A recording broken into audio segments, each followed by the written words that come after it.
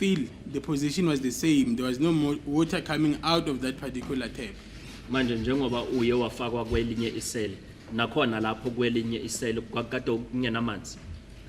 Kosenkantolo kunjalo kosenkantolo. That is correct, my lord.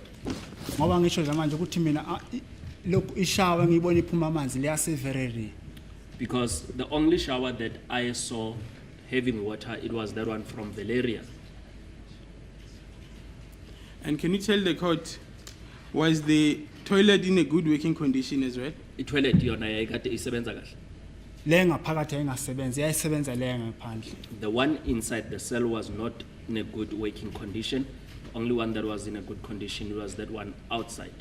Kwamanye amasela ngakwakufashwa ngebhaket. And in other cells, we used to use a bucket to flush. Thank you. Let us proceed. And then you were booked at 2242 on the 16th of June 2020 by Sergeant Mohani. Bakubhukha-ke ngo-2242 nge-16 zika June uSergeant Mohani. Angisibonanga isikhathi kosenkantolo. I did not see the time, my lord. And then there was an entry made on the OB books that you were detained without no injuries. Futhi ke kwabhalwa nakwi OB incwadi le eyesiphoyisa ebizwa i-occurrence book ukuthi wena uye wavalelwa ungalimalanga. Angeke ngiphikisana kosenkantolo ngento ebhalwe nguye mina ngithi akayibhalanga phambi kwami nokuthi wayibhala kuphi angiyazi. I would not dispute what was written by him, and he did not write it in my presence. Ngoba inkosi enkantolo ngeke ngayitshena ukuthi umhani masifike police station wayengishiya nomabhene emotweni angene ngaphakathi angimazi ukuthi wayekwenzani uyobuya sebuya kimi nokhiye esethi angiphume emotweni asingene ngaphakathi ahamba ngikhiyelele. As I did not know where was he writing, and as I have explained, my lord, that Mohani would leave me in the vehicle with Mabena, then he would go into the police station, then later come back and collect me, then he would place me in a cell. Ukuthi wayebhala ukuthini ke angazi mina nkosi enkantolo. I would not know what was he writing. And then I put it to you that Mohane is not responsible for writing the cell register. Mshushisi ke uthi akusiyena umhani obekade enelungelo lokuthi angabhala into ezibhalwe kwi-register yasemaseleni. Ngiyethemba nkosi enkantolo mina umthetho wase-police station angiwazi nowasejele angiwazi mina makuthiwa yenza so ngenza kwathi athi angikwenza ngoba phela nguyophethe ekey yangithi mina ngazi next. My lord, I would not know the rules and regulations of the police station and even those of the prison. I would just follow an instruction as I would be given. And you first testified in this court that Mohane had the cell keys in his possession. Uqhubeke wathi uMohani wayekade eneyikhiya zesele. Kosenkantolo ngiyaphinda ngiyacacisa lento. Masifike police station upaka imoto uyehla yena ongena ngapha ngena ngakhona. Mayebuya uphethe ukhiyo omkhulu ngesandla. Atshena umabhene ukuthi akangivulele. My lord, I would repeat that when we get to the police station, he would alight the vehicle, then go into the police station, and when he comes back, he would come back with the big key and instruct Mabena to put me out of the vehicle. Mangiphume emotweni uyavula la eminyango lapho ngena khona emaseleni ngimlandela ngemuva umabhene oza ngemuva nkosenkantolo. And when I get out of the vehicle, he would be in front, and then I would be in the middle, and Mabena would be following me. Ngiyama lapha phakathi namasele passagini uya-check amasele ukuthi yipi isele right. And then I would be in the corridors as he would be checking which cell is right. Le ngenamuntu a-check nesipotshi nengubo ukuthi ikhona nekhona phakathi. A cell that did not have a person, and he would also check if there was a sponge and a blanket. Hayi ukuthi ukhiya ukuye uhlele kuye emontweni. I am not saying that he always had a key in his possession or in the vehicle. So it is your evidence before this court that there was no one from that particular station that was accompanying Mohane when they went to detain you inside the cell. Bufakazi bakho ukuthi bekade kungenaphoyisa elisuka kuleyo police station ebelikade lihambisana nani noMohane ngalesikhathi ekufunela isela.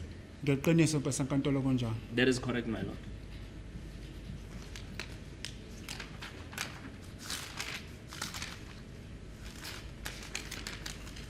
And can you tell the court in which vehicle were they traveling in? ake utshele inkantolo ukuthi bekade kuhanjwa ngayiphi imoto. Mina Nkosi enkantolo endaweni engihambe ngeFortuna lemhlophe. A lot of places, my lord, I traveled with a white Toyota Fortuner. And it was evidence before this court that that particular vehicle is also fitted with an AVL tracking system. Leo moto kuye kwaziwa nobufakazi bokuthi yayikade ifakwe i-AVL le ebizwa ukuthi i-track. Angiyazi leyo nto leyo ngizwa ngani Nkosi enkantolo. I do not know about that. I'm only hearing it from you, my lord. It was evidence said before this court. Uthi ubufakazi obulethiwe la enkantolo. Yebo. Yes. And as the vehicle travels, it produces a report as to the locations that it went past. Leo moto njengoba ukuthi iyahamba kunala ukuthi ine report ukuthi imephi noma idlulaphi. Yebo ngiyazwa. Yes, I can hear you. That even on the date that you were arrested, the vehicle is located near your address. Futhi nokuthi ngalelanga uzebe uboshwa ngalo imoto leyo yona ibonakala ingase addressini lakho labo kade uhlala khona. Yebo. Yes, I can hear that. And then furthermore, it also shows when they arrive at Pretoria North. Futhi iyabonisa nangalesikhathi ikade ifika ePretoria North. Yebo Nkosi enkantolo. Yes, my lord. So can you agree with me that this system can be reliable? Manje ungavumelana naye umshushisi ukuthi leyo system le The witness is not an expert on AVL, so that's an unfair question to him. Yes, sir. No, I will leave the question.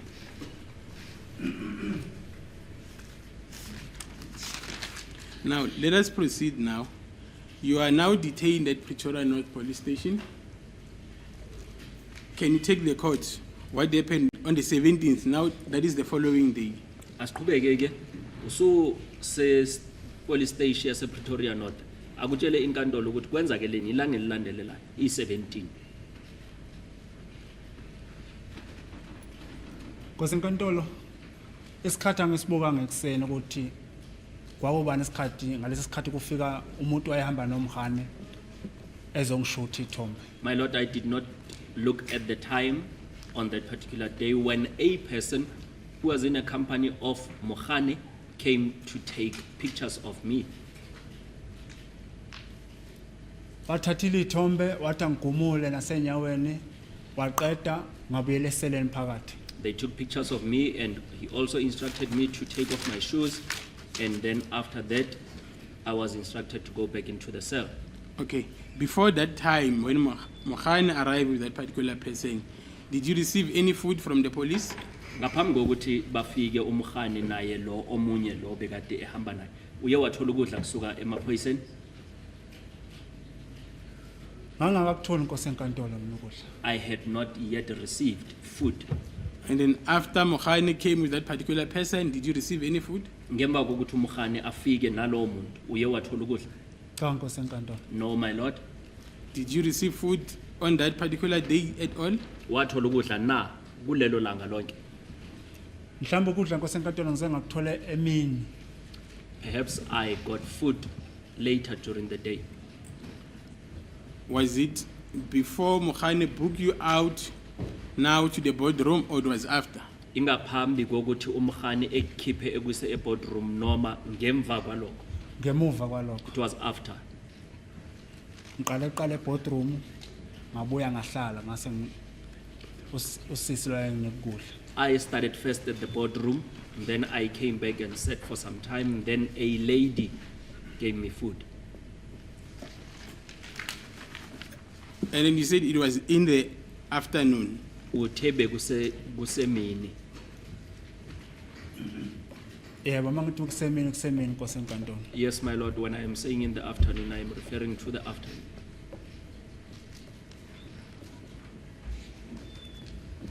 I want to get you right here. And let's move very slowly. uthi ufuna ukubuzwa kahle umshushisi le ndaba asihambe ngonyawo lonwayo. Yeah. You receive food after the questioning happened inside the boardroom. Uthi udle ngemva kokuthi sohlonywe imibuzo boardroom. Yebo Nkosi enkantolo. That is correct. What type of food did you receive? Ukudla okunjani lokho okutholile? Angisakhumbuli Nkosi enkantolo kokudla njani. I cannot recall, my lord, what type of food did I receive.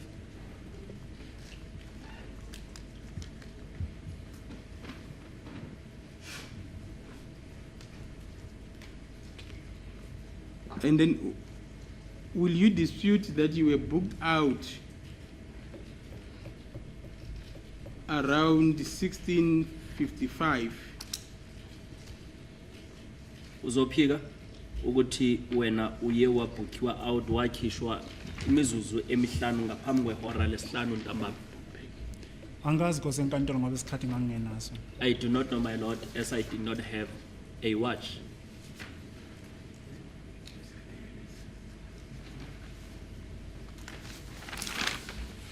And then, according to the entry made, you were booked back to the cells at 19:55. As the court pleases, my lord, I'm sorry to keep on interjecting. We don't know the date that is referred to. It's only you were booked out and back on which day, as the court pleases, my lord.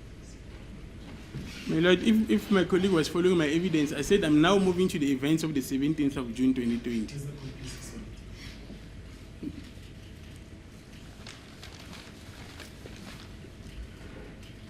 Entry made 1955, you were booked back now. That's when you had your food.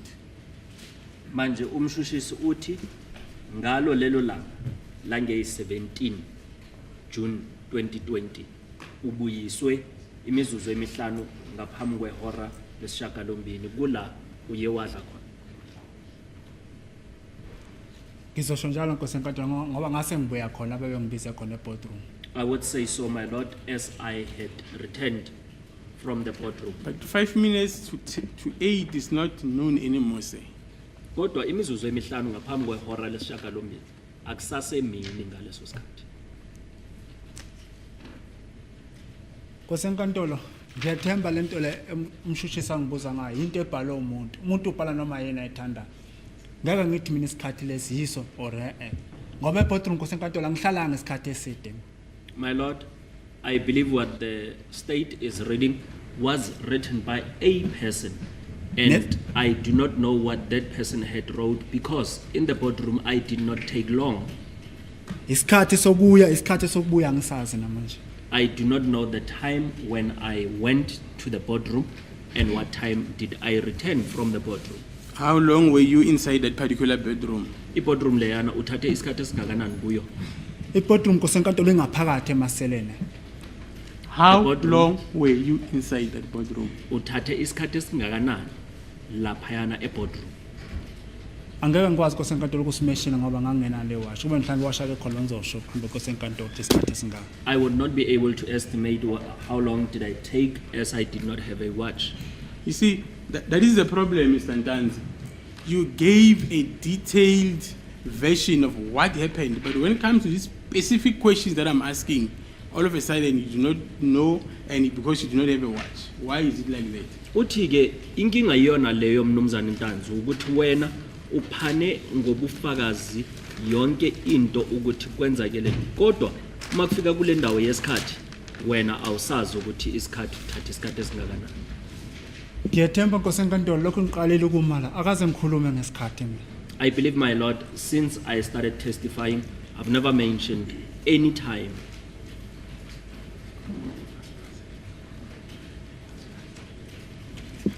Can you tell this court now who was present in that particular boardroom? Akucacisele inkantolo ke bekunabo bani e-boardroom. Nkosi enkantolo boardroom kwakunguye Sergeant Mkhana. There was Sergeant Mukhani,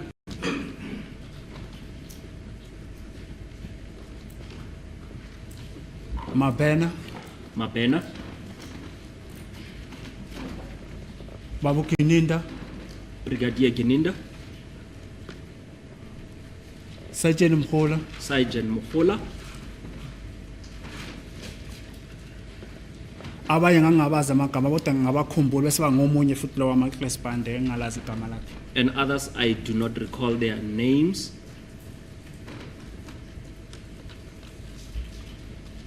And then what was the questioning inside that boardroom? Imibuzo, bowubuzwa miphi phakathi laphaya boardroom. Imibuzo ngangibuzwa ubaba uGininde ngibuza ngangekuphi ngo-October. I was asked by Brigadier Gininda on where was I in October. What was your response? Impendulo yakho itheni? Ngamtshela ngathi Nkosi enkantolo angisakhumbula ukuthi ngangekuphi na ngo-October. I responded saying I cannot remember on where was I in October. Noma ngangisemsebenzini noma ngangisekhaya angisakhumbuli. Whether was I at work or was I at home, I would not recall. Did he ask October of which year? Uye wakubuza ukuthi October wamuphi unyaka? Yebo ngibuzile ukuthi October la ka-2014. Yes, he said October of 2014. And then did he give the date? Uye wakunika ilanga usuku. Uke wanginika Nkosi enkantolo yize sengasakhumbula ukuthi liphi lelo langa lelo. Uke wanginika yena. Indeed, my lord, he gave me a date. However, I cannot recall which date specifically did he give me. And then your response was that you cannot recall whether you were at home or you were at work. When impendulo yakho uthe awusakhumbula ukuthi wakade usekhaya noma wakade usemsebenzini. Ngoba ngomuntu osebenza Nkosi enkantolo ingakho ngithi uma ngingekho emsebenzini ngisuke ngisekhaya. That is correct, my lord, as I was employed, and if I am not at home, I would be at work. And the next question that he asked, Omunye umbuzo oye wakubuza wona utheni? Ungibuzile Nkosi enkantolo nangegolide nangama-director ekhanda. He asked me with regards to a gold tooth and dreadlocks Nama-tattoo futhi. and tattoos Nenombolo le 28 yasejele. and the number which was the witness pointing at his right shoulder, the number 28 which was made from prison. what was your response to that question? When utheni ngalokho? Ngithe mina nalelo nombolo le yasejele okokuqala angiyazi ukuthi inombolo enjani leyo. I told him that I do not know even that number.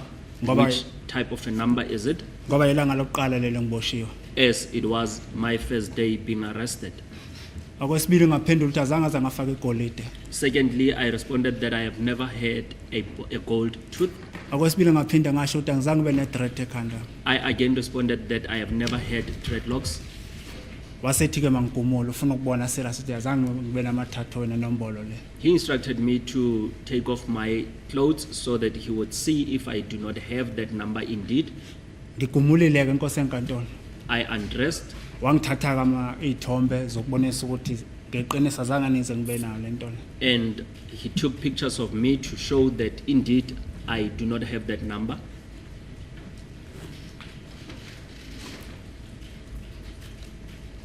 Is that all? Yiko kodwa akubuzile? Yebo mangikhumbula ke Nkosi enkantolo. Yes, my lord, if my memory serves me well.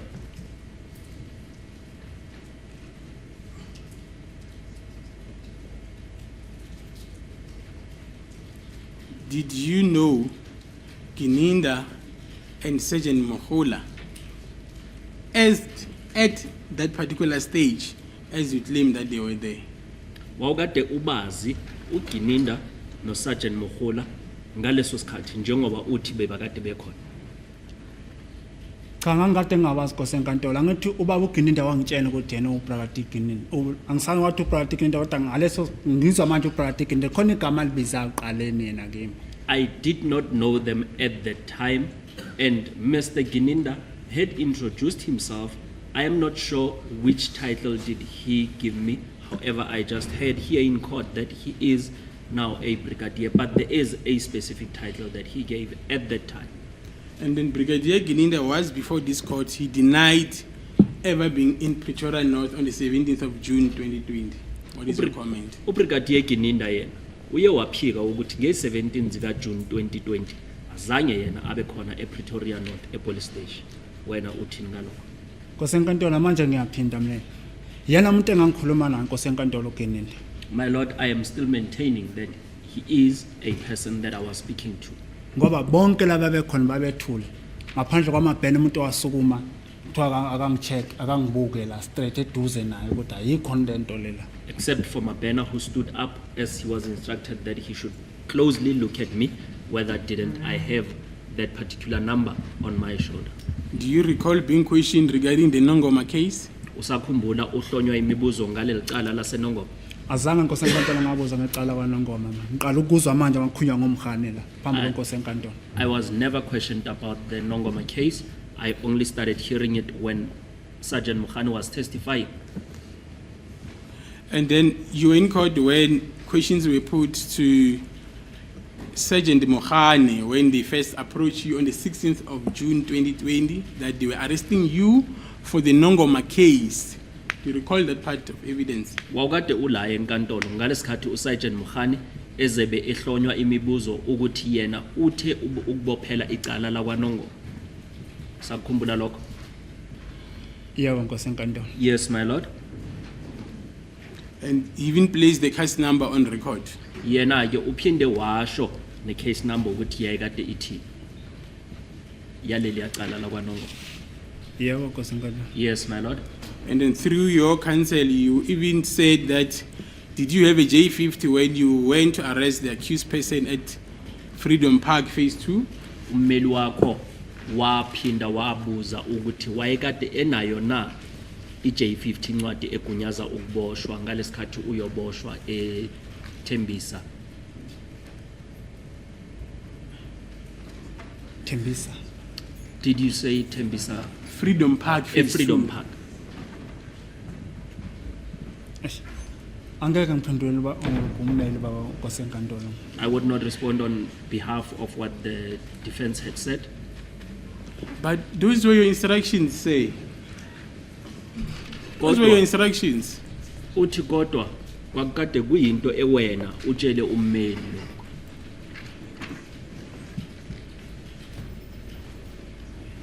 Nkosi enkantolo mina ngizange ngiboshele icala lakwaNongoma namanje ngisamile phambi kweNkosi enkantolo angizange ngaboshele icala lakwaNongoma ngiqala ukuzwa ngomkhane manje ngoba ngisho Rustenburg ilawyer le yami estate amayembuza se testify ukuthi nginamacala amangaka wathi nginecala lasephosphorus lona lele ngiphambi kweNkosi enkantolo njengamanje kube icala lani kube icala lenhlamvu lase Rustenburg into ayikhuluma le lakwaNongoma ngiqala ukuzwa la phambi kweNkosi enkantolo. My Lord, I have never been arrested for the Nongoma case. As the first time when I heard about the Nongoma case, it was when Sergeant Mukhani was testifying here in court. Because even in Rustenburg, when my defense attorney from Legal Aid had asked him, how many cases do I have? He said, I have the Nongoma case, the phosphorus case, and the case for possession of ammunition. I have never been charged for the Nongoma case. See, I understand you're a lay person, Mr. Ntanzi.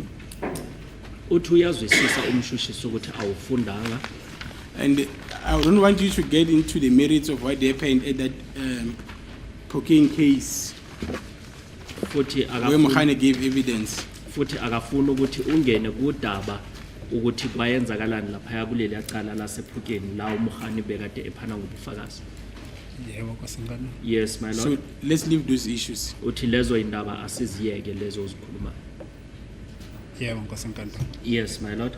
When you were booked in at 2242 on the 16th of June 2020, you were detained under a Nongoma case 163 of 10, is it 2019 or 2018? Uthi ke umshushisi ngalesikhathi wawukade ufakwa ngo-2242 ngeyi-16 okade ufakelwa icala likaNongoma ucase number 163 10 of 22 which year?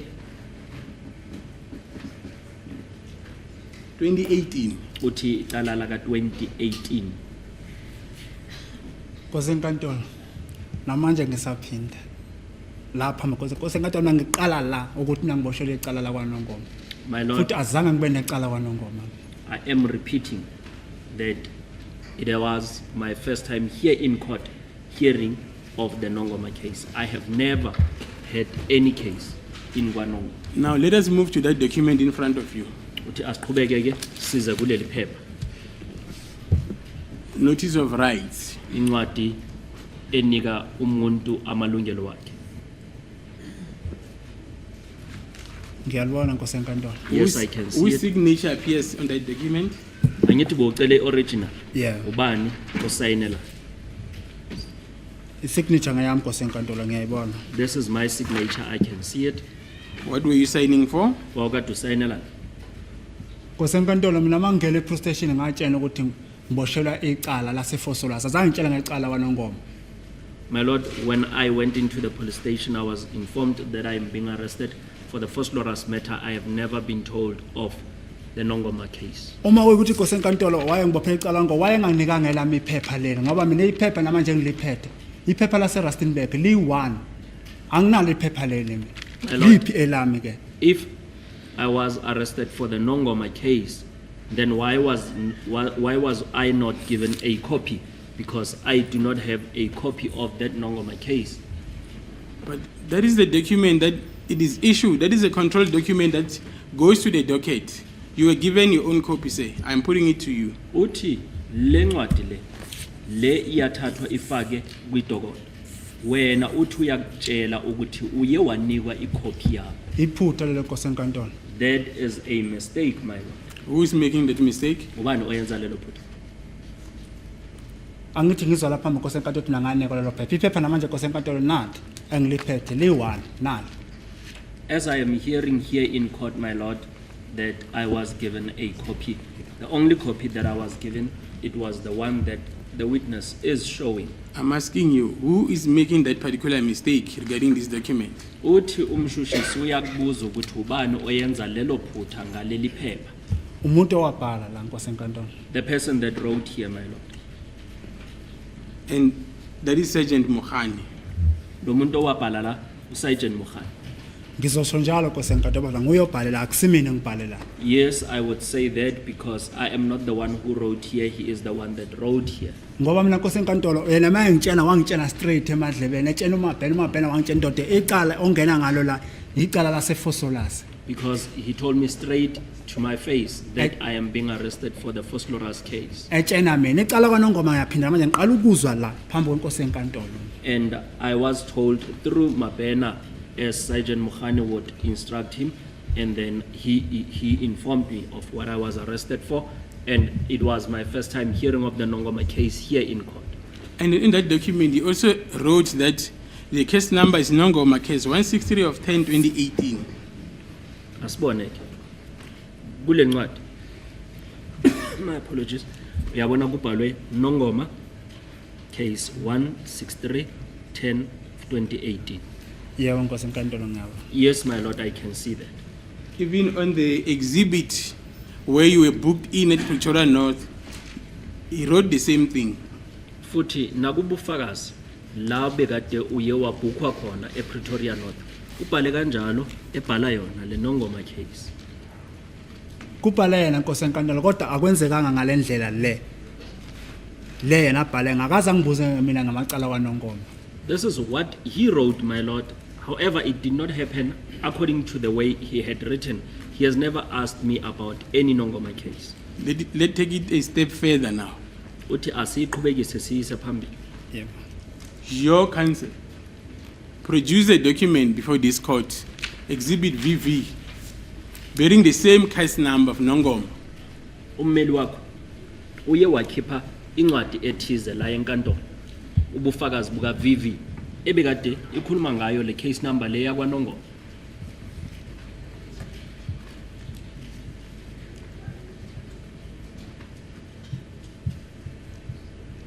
Yebo nkosi enkantolo ngimamela. Yes, my lord, I am listening. Do you have a comment? Ikhona into ongathanda ukuyiphawula ngalokho. Angeke ngikwazi nkosi enkantolo ukuphendula ngento engayaziyo. I would not be able to comment with regards to what I do not know. Were you not shown that particular document that your defense produced before this court?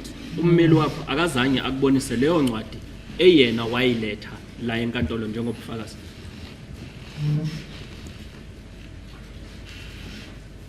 Ngisacela ke bengikhombise mhlawumbe ngingayikhumbula. Can I please be shown that document? Perhaps I would remember it.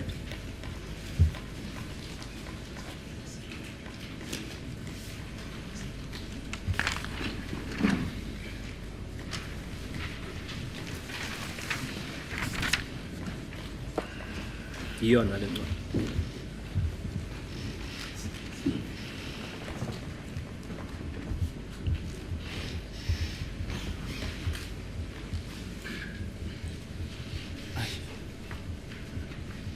Angisakhumbula Nkosi enkantolo noma wangibonisa noma kangibonisanga angisakhumbula. I do not remember whether the defense showed me this document or not. Are you certain, sir? Unesiqiniseko salokho? Mangithi angisakhumbula iqinisile manje angisakhumbula noma wangibonisa. When I am saying I do not remember, I am certain that I do not remember.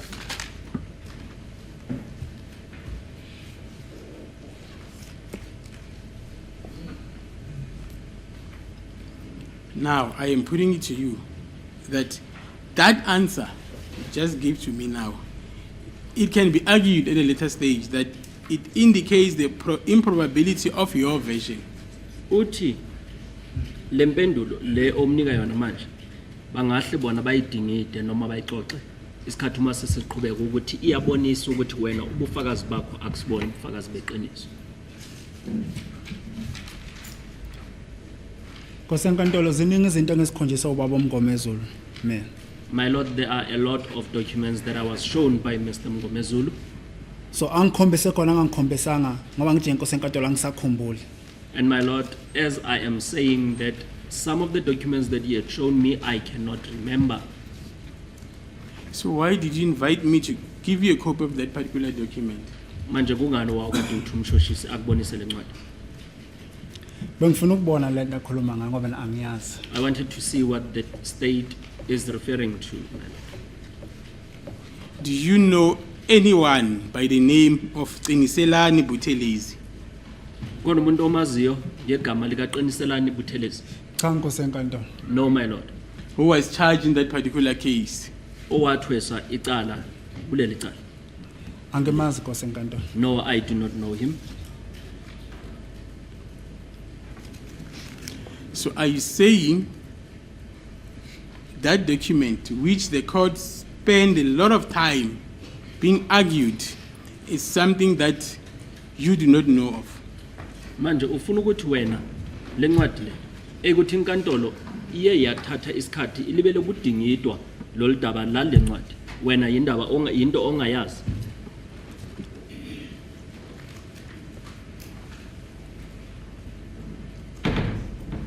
Ngisacela ungiphindela.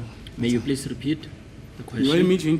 to repeat the question, or you want the interpreter to repeat the question to you? Ufuna mina Toleki ngikuphindele umbuzo noma ufuna umshushisi akuphindele umbuzo? Ngicela wena ungiphindele futhi. He's asking for the interpreter to repeat the question. Uthi umshushisi ufuna ukuthi le ncwadi le eyukuthi iye yaxoxwa yadingidwa la enkantolo abameli nabashushisi lenkantolo ibikade ilalele wena ubukade ungazi ngayo wawuqala ukuzwa ngayo futhi awazi lutho? Yebo Nkosi enkantolo. Yes, my Lord, I do not know anything about the document. So when Mokhane was asked about this document, why did you not ask either Mr. Ramos Sipile or Advocate Mngomezulu to show you that particular document? Manje kungani ungazange ucele ummeli wakho uMngomezulu noma umnumzana uRamsipili ukuthi ucela bakubonise le ncwadi le ukuthi kulibele kukhulunywa ngayo?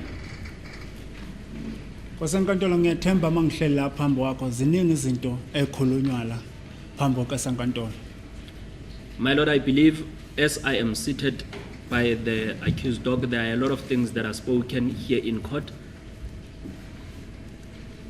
Manje ngeke ngikwazi ukuthi lokhu kufike nini lokhu kufike nini ngoba ziningi nezinto engisikhombisa ubaba uMngomezulu. Ubaba uMngomezulu nguye wazi ukukhuluma nenkosi enkantolo, nguye wazi ukukhuluma into engisuka ngamtshene yona mina. Now, my Lord, I would not know when was this exhibit produced or when is a certain document produced. As Mr. Mngomezulu is the one that is able to address the court, I would not be able to address the court. ngoba nje ngithi angisakhumbuli noma wangikhombisa noma kangikhombisanga. As I am saying, I do not remember if I was shown or I was not shown.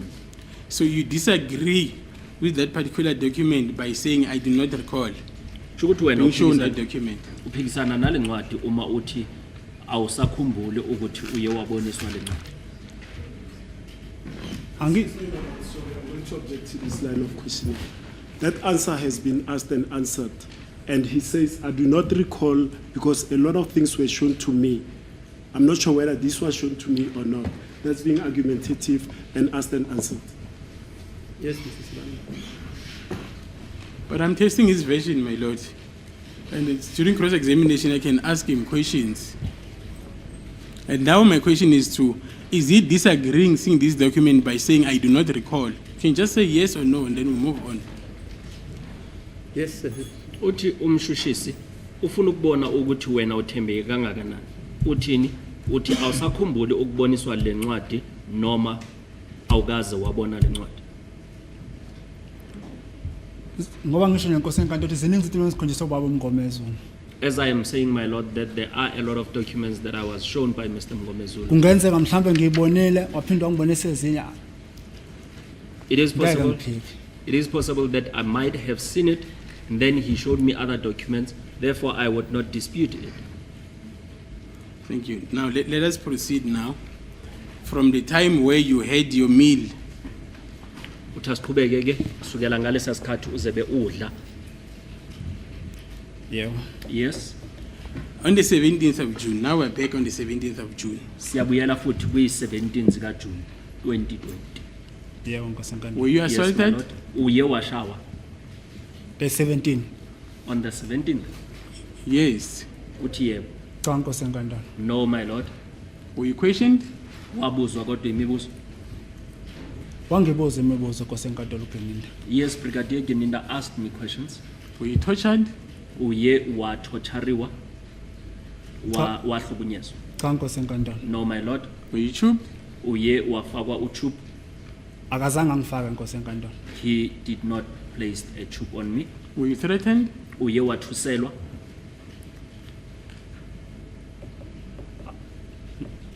Azange angithuse ngoba phela sasikhuluma ngithi ngibuza ngecala leli laseFosola sele ngiphambi kwaliphambi nkosi enkantolo. He did not threaten me as we were speaking with regards to the matter of Fosloras. Now,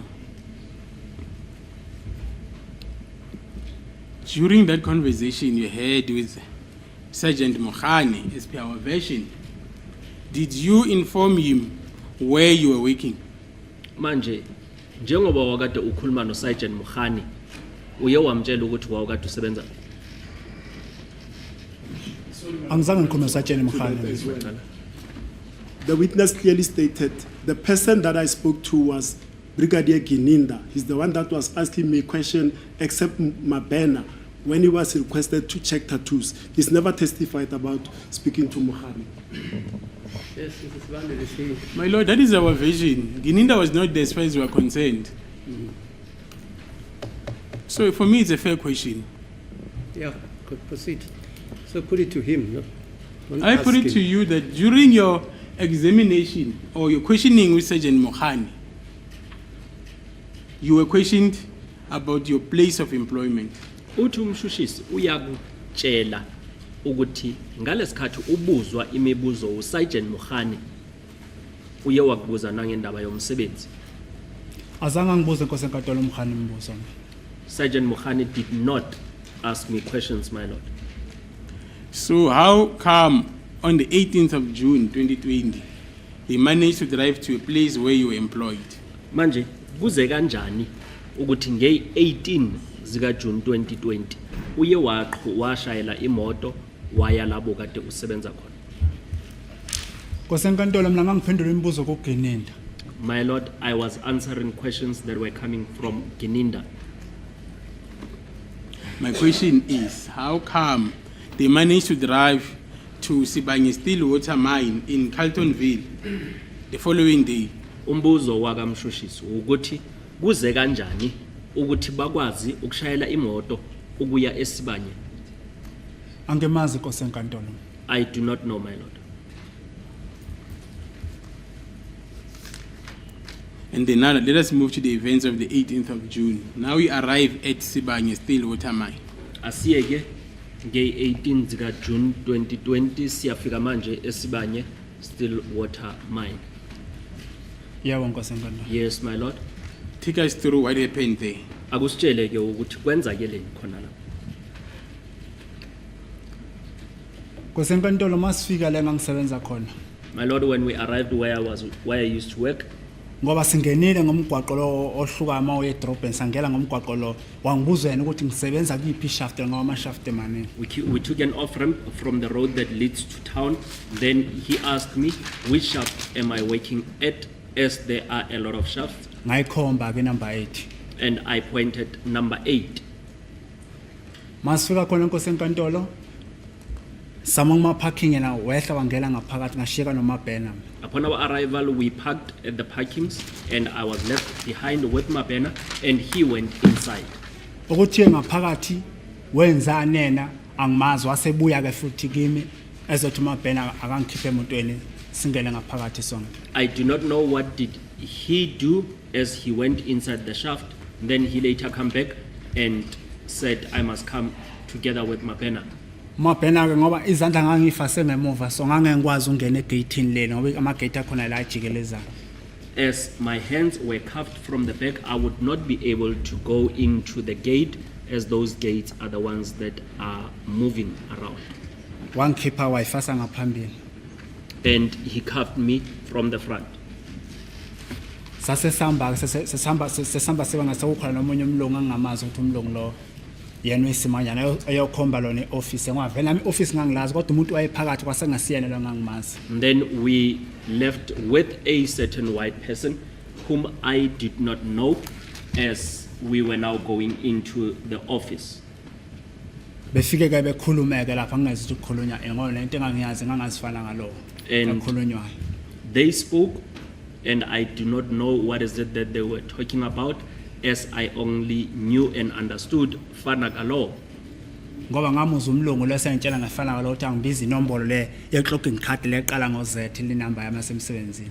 And I heard the white person asking me in Fanagalo to give them my Z number. My lord, can we adjourn for 15 minutes for tea? We'll proceed. 15 minutes.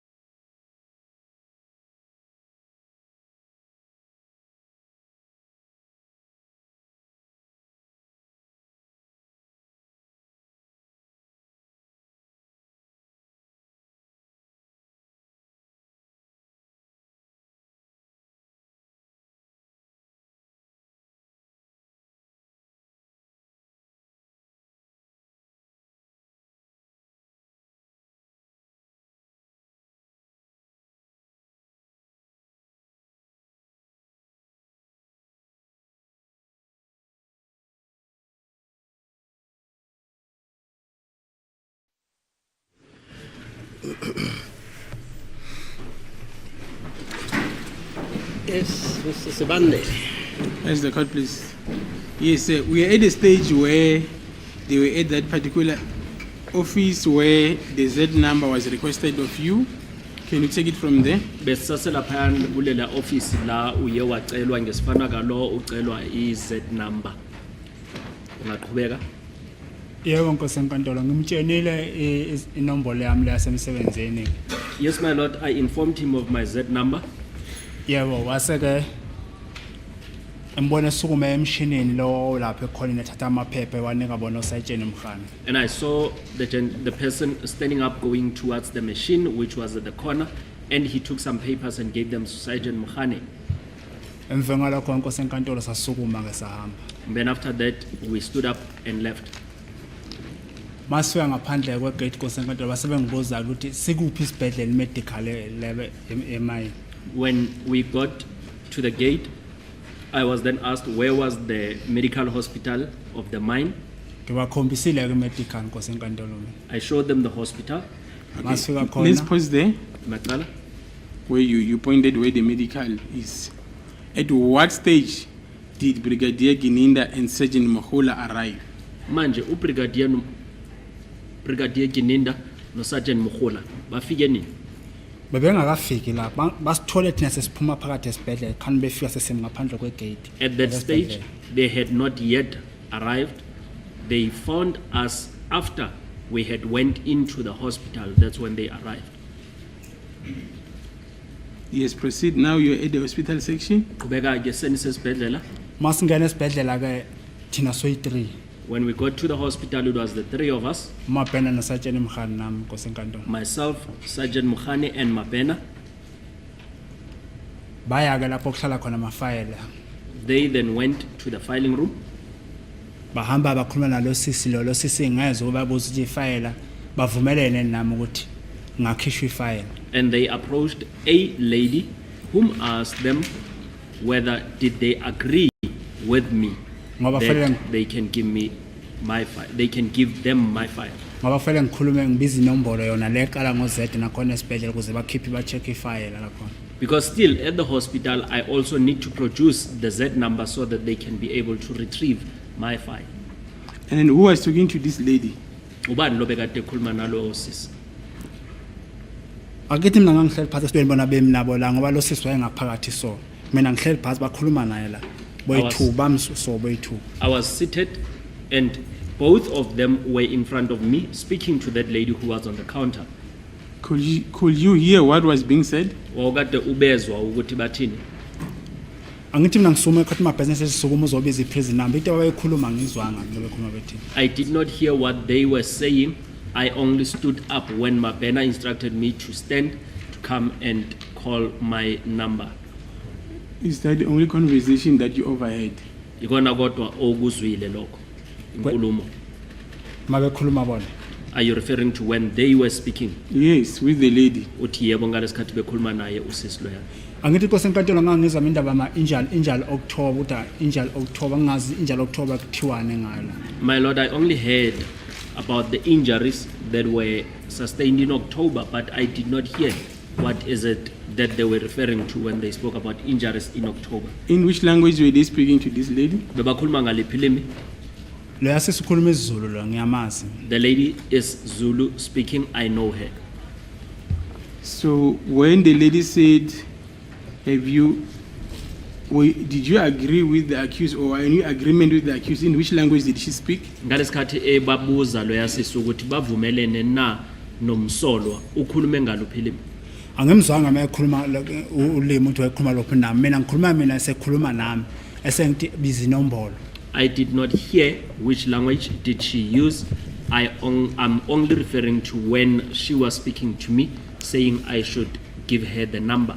But you just said now before this court that you overheard the lady saying that if it was with your consent or not regarding the file. That was your evidence. Uqeda ukuthi umuzwe lo yasisi ebabuza ukuthi bekade bavumelene nawe ukuthi abanike ifile na. Angithi Nkosi enkantolo mangisukuma uyabuza nake uvumelene nalabo ukuthi ngibanike lokhozi. My lord- ifayela lakho mina sisibaningi wathi When- biza inombolo ngayibiza inombolo When I stood up, she also asked me if I had agreed with them for them to get my file, and I said, yes, you can give them the file, and she asked me to produce the number, and I Because gave her the it number. is not what you said, sir, but we leave that is on record. Uthi kulungile kodwa akusiyinto oyishilo. Let us proceed now. Asiqhubeke. You also said that you overheard them about injury 2014. Uthi ubezwe futhi bakhuluma nange-injury ka-2014 To the lady. The witness said they were saying injury October, not injury 2014. Whatever that they said, injury October. uthi ubezwe uthi bona bebalibele bakhuluma nge-injury ka-October. angithi inkosi enkantolo ngiphinda ngacacisa ngithi umuntu engangimuzwa ilanguage ayikhuluma ngomabhena umabhena ayikho ilanguage ayikhuluma ngomabhena ngasho ukuthi ngumndebele mali isiZulu uyasazi sazwana nanaye nokukhuluma umuntu engangezwana naye ngokukhuluma sayitshena emkhana. Like I said, my lord, Mr. Mabena was Ndebele speaking. However, we could communicate in Zulu. The only person whom it was difficult for us to communicate, it was Sergeant Mabena, Sergeant Mohani. ngoba ngisho sayitshena emkhana mayekhuluma ayitshena amabhena ukuthi akangicacisela Because even himself, Sergeant Mohani, whenever he speaks, he would ask Sergeant Mabena to instruct me. So who said something about injury October? Ubani obekade ekhuluma nge-injury yango-October. inkosi enkantolo abathi mabemiso mina ngihlele phansi umabhena mekhuluma nosisi naye ekhuluma ngangihlale ngamuza umabhena ukuthi uthini kusisi mina. My lord, as I was seated and Mabena was speaking to the lady, there is no way that I could not have heard what he was saying. So you heard what he was saying. I want to understand you. Umuzwe lento lebekade ayisho. Ngimuze ekhuluma ethi icela bacheckela ama-injury Yes, ukuthi ayikhona injury engayireport mina ngo-October phela ngiyizwa idate ngezwanga ukuthi wayekhuluma ngayiphi idate. yes, I heard him saying he is asking that they should check the injuries which I sustained in October, even though I did not hear which particular date did he refer to. That was Sergeant Mabena. Sergeant Mabena obekade ekhuluma lokho. Bami bobabili athi uyakhuluma uSetsheni Mabhena lo methu liphinde ekhulume nalo bami bobabili angithi bamso As they were hayi standing ukuthi khona together, ohlele ekudeni khona ohlele kubami so they were sitting together, one next to the other, and when Sergeant Mabena speaks, and then the other one would also speak as well.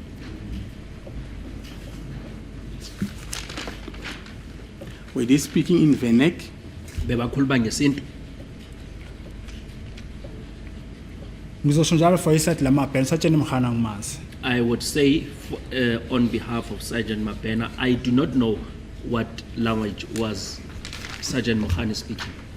So by extension of logic, the person that was speaking is Sergeant Mabena. Kahle kahle uma izwa kahle njengoba wechaza umuntu lo bekakhuluma bekade ku Sergeant Mabena. Nkosi enkantolo abathi mabemiso bobabili bekhuluma nosisi bobabili nomunye ukhuluma okwakhe nalokhuluma ukuthi bebekhuluma yena ngibazi Nkosi enkantolo. My lord, as these two people were standing together speaking to the lady on the counter, they were together speaking, but I do not know what exactly were they saying. Okay. Now, after that conversation, what happened? Ngemva kwaleyo nkulumo bayenzakala nto. Ulikhiphile usisi file Nkosi enkantolo. The lady produced the file. Ngahlala ke phansi mina ngalokhu bemile bekhuluma na bechecka ke lento abayicheckayo ngambona banika amaphepha saphuma sahamba sifika ngaphandle ke phandle kwegesi sipaka khona emoto bakhuluma nefoni bona. And I sat down, and she later gave them documents, and then we left and we went outside. Then they spoke on the phone, Ngesikhathi sekufika ubaba uGininda noSetsheni Mkhulu. and that is when Brigadier Gininda and Sergeant Mohola arrived. Mabefika lapho futhi bamabodwa lapho nangisemotweni phakathi kubukiwa lamaphepha la. As they arrived, then they had a caucus, and I was inside the vehicle. Lesi sikhathi kuGininda ke seza kimi ezongisabisa ezongitshela manje akafuna ukukhuluma iqiniso ngibuthi liphi iqiniso ngizolikhuluma. And that is when Gininda came to me to threaten me, asking me if I still do not want to tell the truth, and I asked him which truth is he referring to.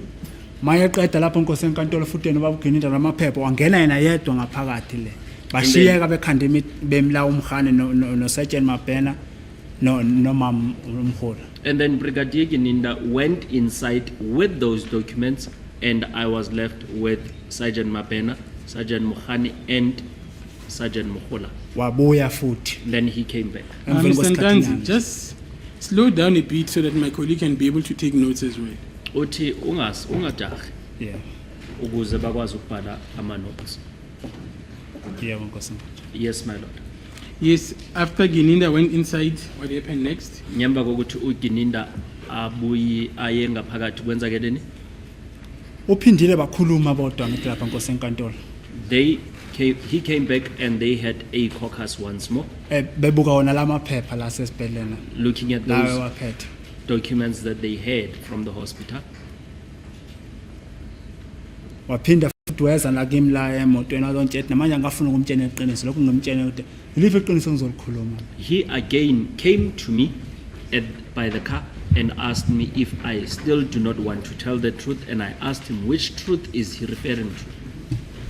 Ngoba namanje ngisasho ukuthi uma ngingekho emsebenzini ngisuke ngisekhaya.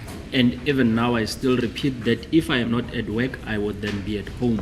Okay, let's pause there. Let me ask you some few questions there. You said he threatened you. How did he do that? Uthe uye wakuthusela. Ukuthusele kanjani? Mawuzongikhomba ngomunye emehlweni sokungithusela Nkosi enkantolo mangizothi namanje awufuna ukukhuluma iqiniso usungisabisa. When you're pointing at me with a finger towards my eyes, and the witness just demonstrated pointing at the interpreter towards the eyes, and he says by that he's being threatened. Was that fact that he pointed you with a finger on your face put to Brigadier Gininda? Lolu daba lokuthi uye wakhomba ngomunwe esweni uye watshelwa na uBrigadier Gininda ngalesikhathi ephana ngobufakazi la?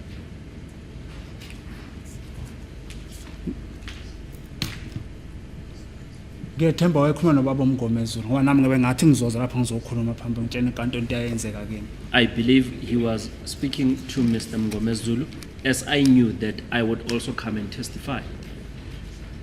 So, but Mr. Mngomezulu was speaking on your behalf. Kodwa umnumzana uMngomezulu angithi wayekade ekhulumela wena.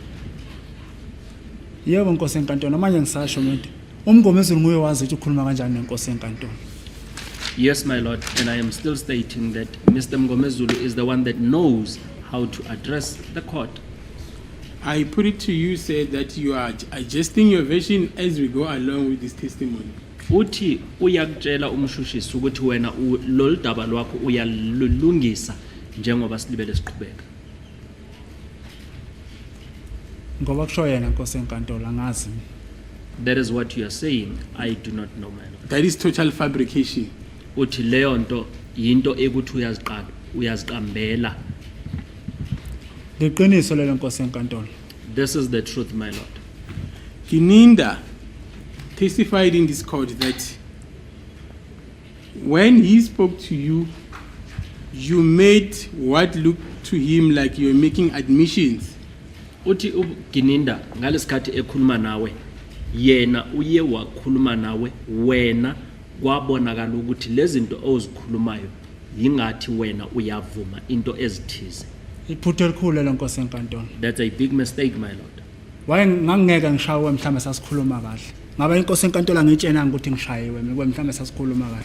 I wouldn't have been assaulted if we had a civil communication. And it was at that stage that when he stopped you and then he warned you in terms of the constitution. Uthi ke kulayi ukuthi uye wakumisa njengoba bekabona ukuthi lezi zinto ozikhulumayo izinto ukuthi wena uyavuma. Kulayi ukuthi wakucebisa futhi nangamalungelo wakho ukuya ngomthetho sisekelo. Akulona iqiniso lelo Nkosi enkantolo. That is incorrect, my lord. Ukube mhlambe wayengicebisa ngamalungelo or mhlambe ngasazivumela ngeke ngikhombe ngomunwe emehlweni. Ethi namanje angifuna ukumtshela iqiniso kwengikhomba ngomunwe emehlweni. If he had warned me with my rights, then it would not be necessary that he point me with a finger on my eyes. And then I'm just giving you a summary of what transpired there with Brigadier Gininda And that is when he then decided to then arrange for a formal confession to be taken from you. uthi kulayi ukuthi yena uye waqhubeka ke eyenza ezama ukuthi akutholele umuntu lobo kade uzogunyuluka kuye. kusho yena Nkosi enkantolo akusho ngomina. That is what he said. That is not what I said. Furthermore, he testified before this court that he also showed you a sketch of a person wearing a hoodie. Uthi futhi uye wakubonisa umdwebo womuntu obekade efake ihudi. Iphutha lelo Nkosi enkantolo. That is a mistake, my lord. Isithombe angikhombise sona lesi sithombe engisikhombela mina. The picture which he showed me, it's a picture which I pointed on the screen. Leso ayethi ngesanga. That's the one which he said it was my picture. So that picture referring to it was disallowed in court as those proceedings are not part of the trial within a trial. Uthi leso sithombe ke asizange sivunywe la enkantolo ngoba leyo akusiyona ingxenye yalesi sigaba esikuyo esibizwa i-trial within a trial. Yebo Nkosi enkantolo. Yes, my lord.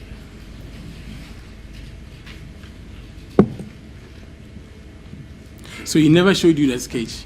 Shukuthi wena uthi akazange akubonise lowo mfanekiso. Azange ngibonise Nkosi enkantolo ngisibona ngoba sezivezwa lami. He never showed me that sketch. I only saw it when it was shown on the screen. So that was the first time you saw that particular sketch. Wawukade uqala ukubona lowo mfanekiso. Yebo Nkosi enkantolo lapha phambi kwayo Nkosi enkantolo. That is correct, and that was right here in court. And how was the communication between you and Gwininda? Was it good, fair, poor? Manje wena no Gininda nanikade nikhulumisana kanjani inkulumo yenu yayikade ilungile noma kwayikade injani? Angazi Nkosi enkantolo kusho ukulunga kanjani umuntu mayezongikhomba ngomunye emehleni angivulela amehla angazi. I do not know, my lord, how will I describe it when a person is pointing at me on my face and he's opening his eyes. In terms of communication, language barrier, would you say you could understand Brigadier Gwininda? Uthi inkulumo nanikade nizwana ngalesikhathi nizabe nikhuluma. Ulimi lelo likhuluma Nkosi enkantolo. Are you referring to the language? Yes. Uthi yebo. Yebo ngangimuzwa wayekhuluma isiZulu. Yes, our communication was good as he was speaking Zulu. So even at the time when he warned you in terms of the constitution, Nangalesikhathi ezabe ekucebisa ngamalungelo wakho ukuya ngomthetho sisekelo. Azange ngicebisa Nkosi enkantolo ngamalungelo. He never warned me.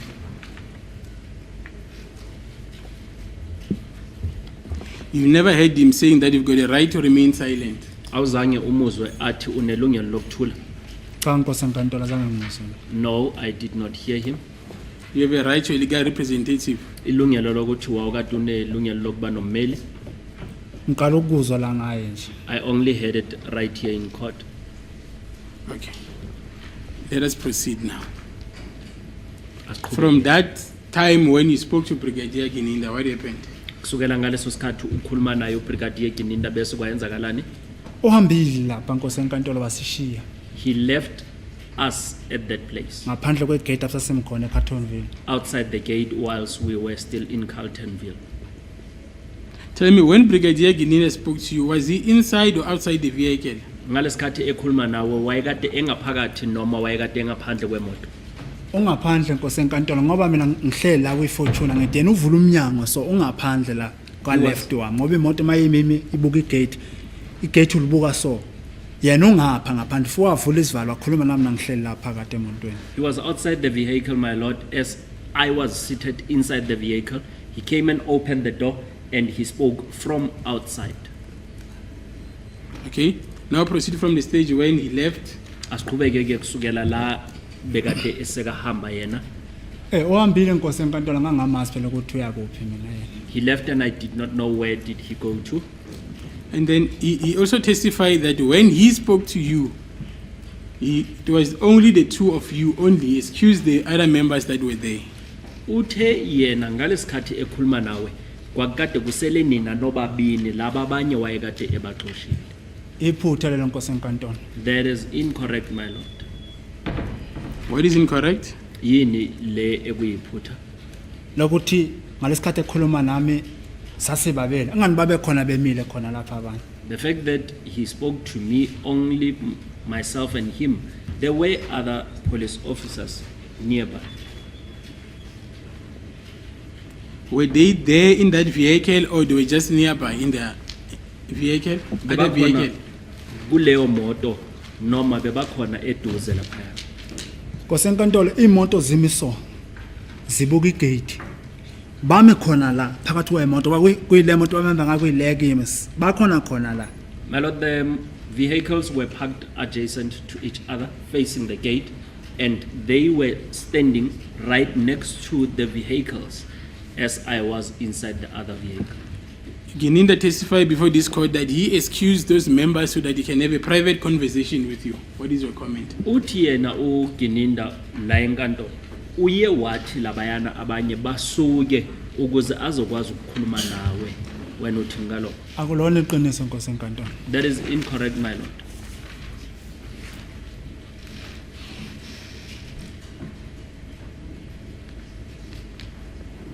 Now, Gininda left. Now, who are you left with? Manje masesakahambile uGininda wena bese ususele nobani? Ngishewe no Sergeant Mabhena no Sergeant Mkhani nkosenkantolo. Sergeant Mabhena and Sergeant Mkhani, my lord.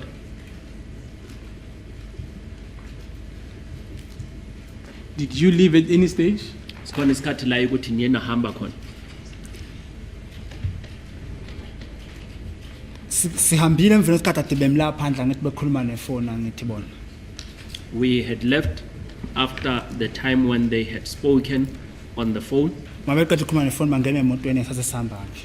and after that conversation on the phone, that's when they got into the vehicle and we left. Lesi sikhathi ke ngibeza bekhuluma ngefoni esengibuza ke ne uMabhena ukuthi indlela eRustenburg la ikuphi uthi mina ngibona ukuthi indlela eRustenburg ikuphi la ngeke ngikhombe. And that's when I overheard the conversation on the phone, and Mabhena asked me which is the road to Rustenburg, and I said I do not know the road to Rustenburg from here, Ngoba umuntu wayekhuluma la ngangimuzwa ebuza ukuthi benze njani ngalo muntu. because the person that he was speaking to, I overheard that person asking what are they supposed to do with this particular person.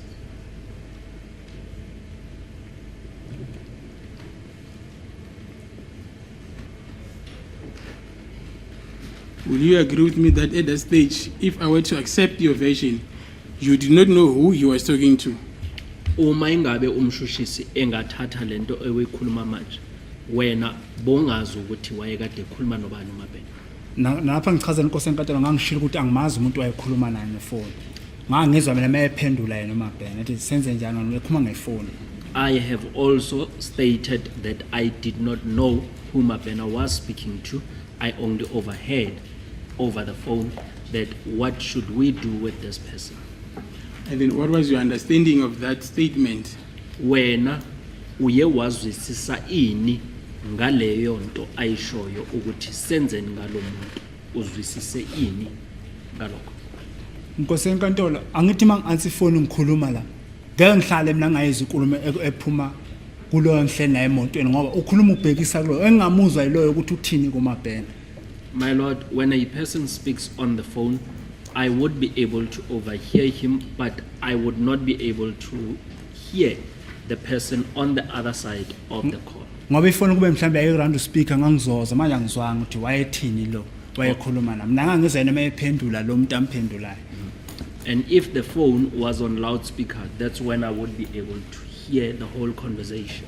Mr. Bongani Ntanzi, listen to the interpreter and answer to the question as Okay. they are put. Uthi umshushisi ulalele into engikutolikela yona, bese wena uphendula umbuzo njengoba ikuthi ubuzwa ngakho.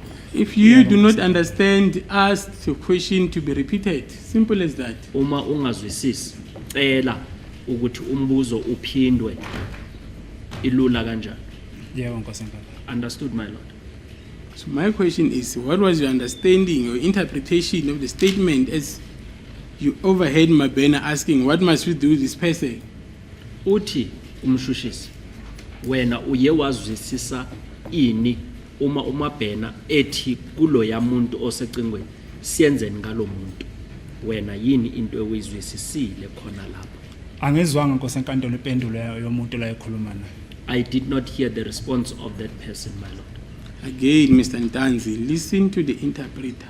My question is, how did you interpret the answer that Mabena gave to that person he was talking to over the phone, that what must we do with this person? Uthi futhi ucela ungilalele. Uma bhena mayethi kulo ya muntu ocingweni senzeni ngalo muntu. Yini into ewena uye wayizwisisa uma kuthiwa leli gama senzeni ngalo muntu. Yini into uye wayizwisisa, into uye wayiqonda khona la. Ngomcabango wami or Are you referring to according to my thinking, my No. understanding? Let us proceed from that point, since they don't want to answer. Now, Siyeke lona. what happened after that telephonic conversation? Kwenzakalani ke ngemva kwaleyo nkulumo yocingo? saqhubeka sahamba Nkosi enkantolo. We proceeded and left. Where did you go? Nayapi. Angazi ukuthi kwakiwa. I do not know where were we going. And then where did you arrive? Nifike kuphi. Lapho esafika khona ngayibona nje imoto nesime egarage. I just saw the vehicle stopping at the garage. It was put to Sergeant Mahani, that at that stage when they asked the direction to Rustenburg, you said you thought they were taking you back home. Uthi uSergeant Mukhani ke uye watshelwa ngalesikhathi ela enkantolo ukuthi ithe mababuza indlela eya eRustenburg wena wawukade ucabanga ukuthi bakubuyisela ekhaya. Yebo Nkosi enkantolo ngangicabanga kanjalo ukuthi ngibuyisela back emuva. Yes, my lord, I had thought that they were taking me back.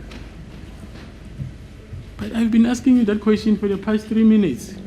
Uthi ulibele ekubuza wona lo mbuzo imizuzu emithathu edlulile. Yebo Nkosi enkantolo ngiyeza. Yes, my lord, I hear that. Okay, let us proceed now. Siqhubeke ke futhi. You proceed now next to a garage. Siqhubeke ke manje seseduze kwase garage. Yebo Nkosi enkantolo. Yes, my lord. And then you indicated that you do not know that area. Uthe leyo ndawo awuyazi. Angilazi igoli vele Nkosi enkantolo. I do not know Gauteng, my lord. So what makes you think that area was Gauteng? Yini into ecabangisa ekwenza ucabanga ukuthi le ndawo yayikade segoli?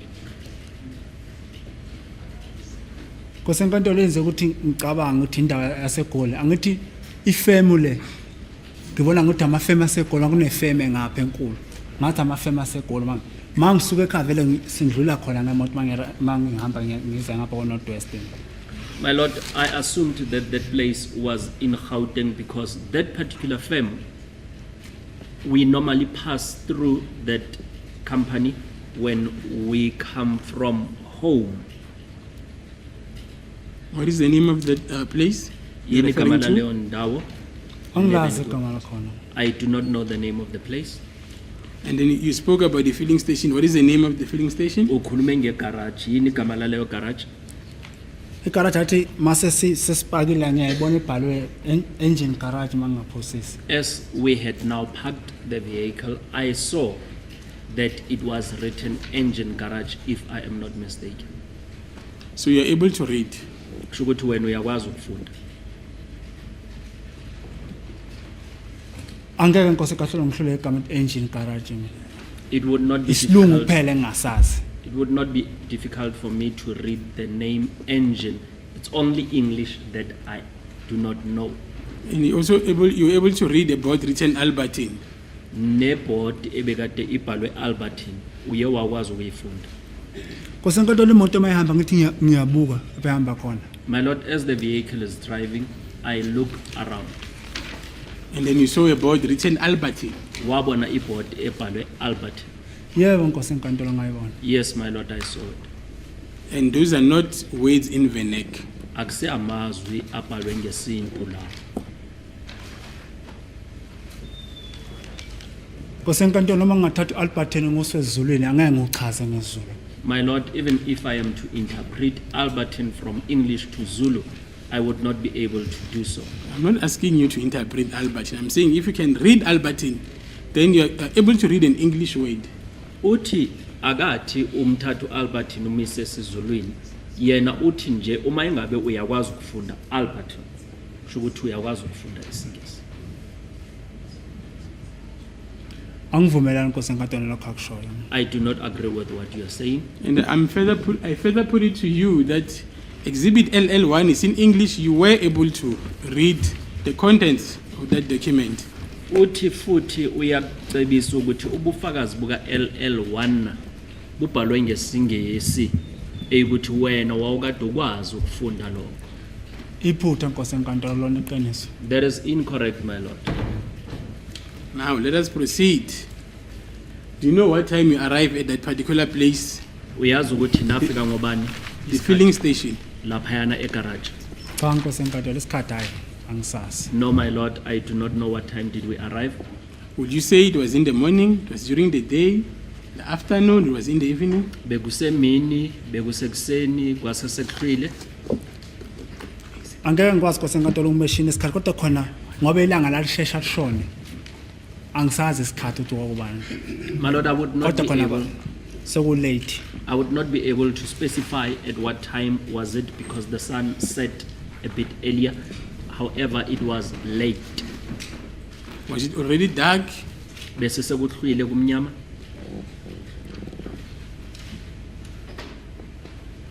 Ngisho khona ukuthi kwasekuqala ukuba so ukuba mnyama kwase kumnyama nyana mshomo not kakhulu. I could say it was now starting to become dark, even though it was not that much dark.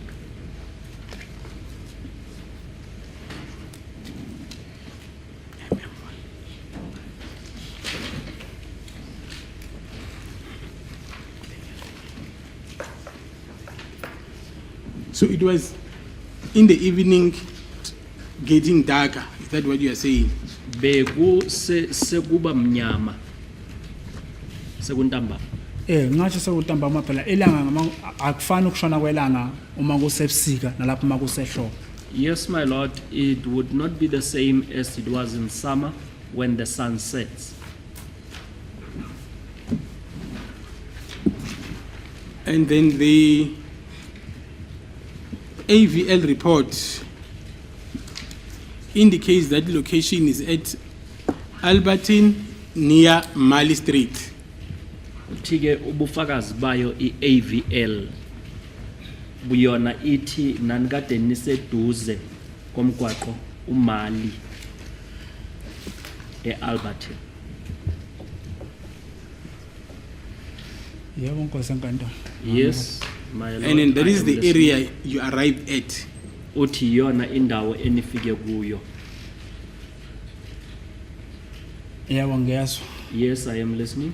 And can you confirm that you were still inside that Fortuna? Ungavuma ukuthi wawukade ungazi usase phakathi kuleyo Fortuna.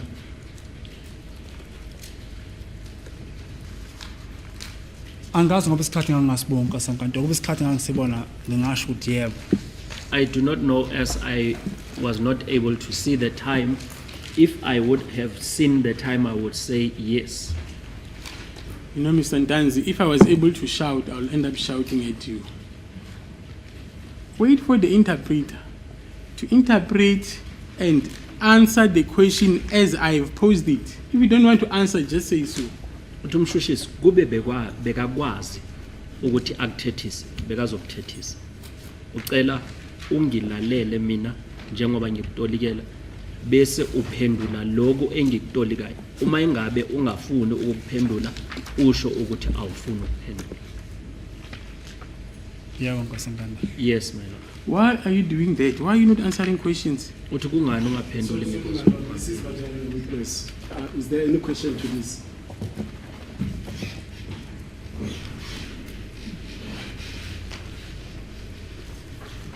I'm not badgering a witness. The witness simply does not want to answer to the questions as put to him. He answers a total different thing. So I want to understand that does he not understand the questions as I've posed them? Is there somewhere the interpreter is not interpreting correctly? I want to understand.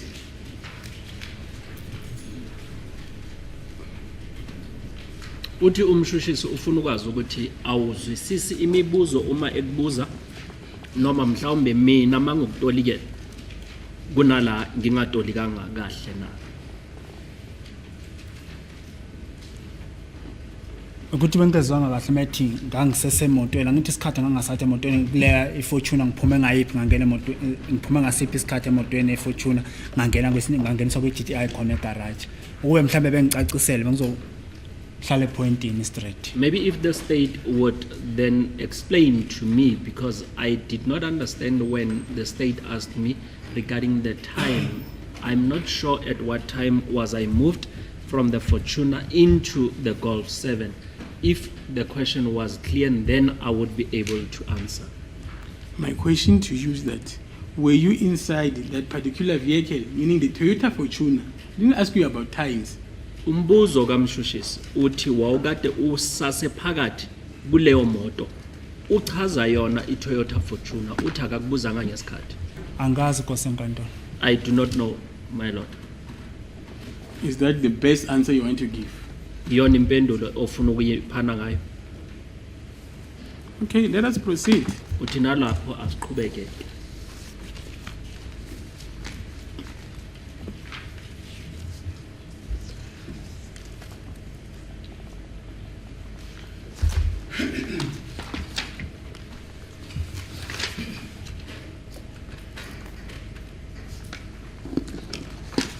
According to the AVL report, the Toyota Fortuna, that now you are not sure whether you were inside or not, it went off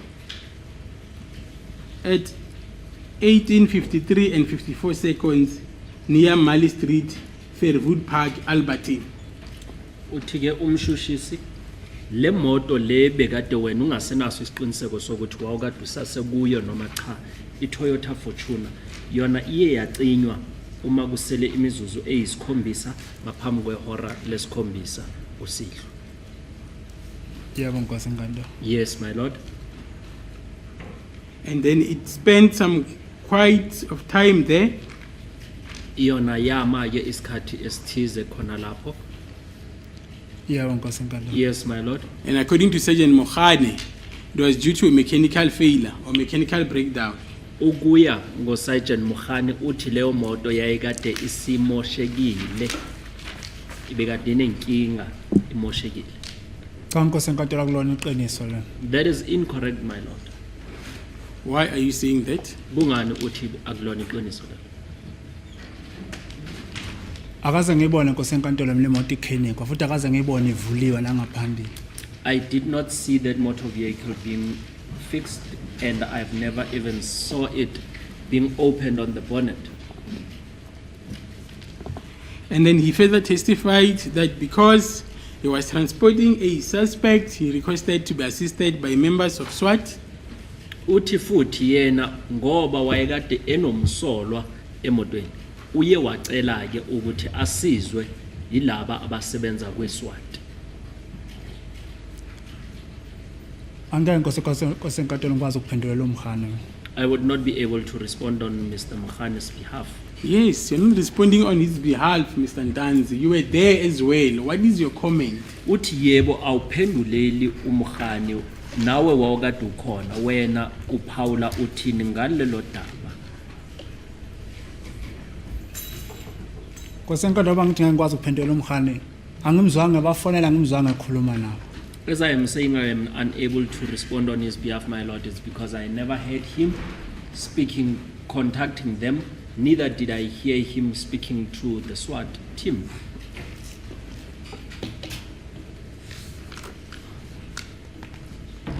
And then he further testified that at some stage he did get assistance, and then the vehicle managed to be fixed, and then they moved from that particular area. Uthi ke yena uMr Mkhane uye wathi kunesikhathi la eye wathola usizo ke imoto yalungiswa yasuka ke kuleyo ndawo. Hayi Nkosi enkantolo ngiqala ukuzwa ngaye mina la metshe Nkosi enkantolo. I firstly heard that here in court, my lord, when he was testifying. So in your version, what happened there? Manje ukuya ngawe kwenzakeleni khona lapha. Nkosi enkantolo masifika lapha egarage lapha. My lord, when we arrived at the garage, kufike imoto oqala i-GTI There is a GTI that arrived, emveni kwayo kwaqhamuka i-Halbord Nissan and after that, a hard body Nissan arrived. i-GTI yama yaqondana nayo iFortuna so ngoba zangashiyene kakhulu The GTI then turned and faced the Fortuner, i-Halbord njengemuva kancane so and the hard body was behind the Fortuner. uma befika lapho behla bakhanda i-meeting lapha bodwa When they arrived, then they had a caucus on their own. umabhena wangikhipha wangifaka emotweni le-GTI Mabena took me out of the Fortuner and placed me inside the GTI. Okay, let's pause there. You'll get back to that. Similar. Where this vehicle parked, was it inside that filling station? La imoto zipake khona kwakade kuphakathi ejardini lase garage. yebo le kuma-parking le emuva le Yes, however, it was towards the parking bay. Yes, proceed. Qhubeka ke. lapho kunamatafula khona ngathi nje uma wehlalele udla nokudla khona Where there are tables where people would be sitting and eating. azange ngibone mina imoto le ikhenikwa futhi azange ngibone ihamba yayimi nje khona la bengifaka emotweni ngifaka uplastic ekhanda umabhena noJonathan bengihlukumeza noButhelezi And- lokho imi khona lapho nje imoto kosenkantolo And I have never seen that motor vehicle being fixed. Neither did I see it moving from that place. I was put a plastic on my head and being tortured by Mabena and Jonathan. yebo ngalesikhathi bengipresena ngesitulo semoto And at the time, they had also pressed me with the vehicle chair. Were there people around that area? Kwakade kunabantu eduze kwaleyo ndawo. lapha sasimkhona sasimle khoneni kwakuyindawo njengathi eko izipake nje lapha angazi ngapha ngemuva ngoba phela mina ngisemotweni angithi angibuke phandle isikhathi esiningi Where we were, my lord, it was at a corner. I do not know on the other side of the garage if there were other people, but I was not looking. I was only focusing inside what was happening in the car. So, as they were tubing you, did you scream? Njengoba bebakade bekufake leya plastic ekhanda, uye wamemeza. noma ngamemeza kosenkantolo ngeke bengizwe kuvala umnyango kosenkantolo Even if- plastic ngeke Even if I had screamed, my lord, no one would be able to hear me because I was being tubed with a plastic. Did you scream? Yes or not? Uye wamemeza na, yebo. no. kosenkantolo bengikhala kosenkantolo I was crying, my lord. ngoba ngizama nokuphakama nokuphakama ngathi ngiyaphezulu isitulo singifasile Because I also tried standing up, but the chair had locked me out. noButhelezi ngapho ngipresile ukuthi ngingakhona ukuya le ngaphandle And Buthelezi also pressed me so that I would not be able to go outside. So the fact that you were screaming, did you hear your legal representative putting it across to Mukhani that at some stage you were screaming?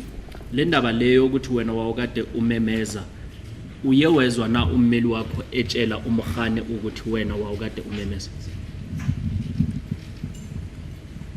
azange ngambuza umhala nto umhala akaze ngebe azakaze asondela lapha engangishaba khona umhala yele emotweni He did not ask Mukhane that question because Mukhane did not come closer to where I was being assaulted. Mukhane was on the other side of the vehicle. And then Jonathan? UJonathan yena, angithi uJonathan yena umuntu engangifesele naye so eguqe ngamadolo emotweni sibukana so ebuka mina ngibuka yena Jonathan is the person that I was faced with. He had kneeled inside the vehicle and we were facing each other. Was the message put across to him that you were screaming? Naye baye bamtshela nawo ukuthi wawukade umemeza njengoba bekala enkantolo Jonathan. angazi noma baba umngomezelo wami tjena I do not know if Mr. Mngomezulu told him. Did you hear that part of evidence here once you were seated there at the dock? Wena njengoba wakade uhleli lapha uye wayizwa leyo ndaba na itolikwa noma mhlawumbe ibuzwa? cha nkosenkantolo angisakhumbula No, my lord, I do not remember. Then let us proceed. uthi asiqhubeke. Who were inside that particular car that you claim you were assaulted? Ubani omunye wayekade ephakathi kule moto le wena uthi wawukade ushawa kuyona? ngithe phakathi emotweni inkosi enkantolo kwakuJona Ntani lona omunye anilazi igama lakhe ngoba azange ngibone ngisho iface ngoba wayefake imask le enza so. I said inside the vehicle it was Jonathan, and the other one whom was in the motor vehicle, I did not know his name, as he had also worn a mask. ngathi longa wayekimi la kwawumabhena loyelanga kimi kwa left. And the one that was on my left was Mabena. Okay. Ubutheleze la phandle kwayena umuntu oyimpress mangithi ngizama ukuphuma angishovele phakathi. And Buthelezi was outside the vehicle pressing me. When I'm trying to go out of the vehicle, he would press me inside. Do you know how long did this assault last? Uyazi ukuthi lokhu kushawa lokhu kuthathe isikhathi esingakanani? Angeke ngikwazi inkosi enkantolo ngumeshini isikhathi. I would not be able to mention the time. Could you say it was 30 minutes, 1 hour, 1.5 hours, 2 hours? Ungathi mhlawumbe kwakade kuyimizuzu emashumi amathathu, ihora, mahora amabini. Cha inkosi enkantolo angeke ngikwazi ukuchaza isikhathi, isikhathi namanje lokhu ngimlapha kaze ngikhulume ngesikhathi. No, my Lord, I would not be able to estimate the time, as since I have been testifying, I never said anything about time. So you are still inside that GTI. Did you at any stage go back to that Toyota Fortuner?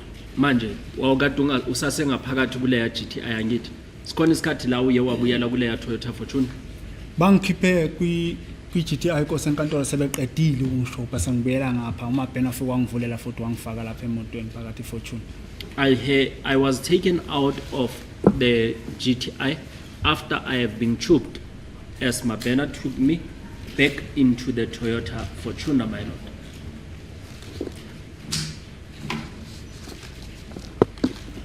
It was initially put, I'm using the word initially very carefully, to Mukhani, that which you are telling the court, it happened on the date where the confession was made to Colonel Rapadu in the morning of the 19th of June 2020.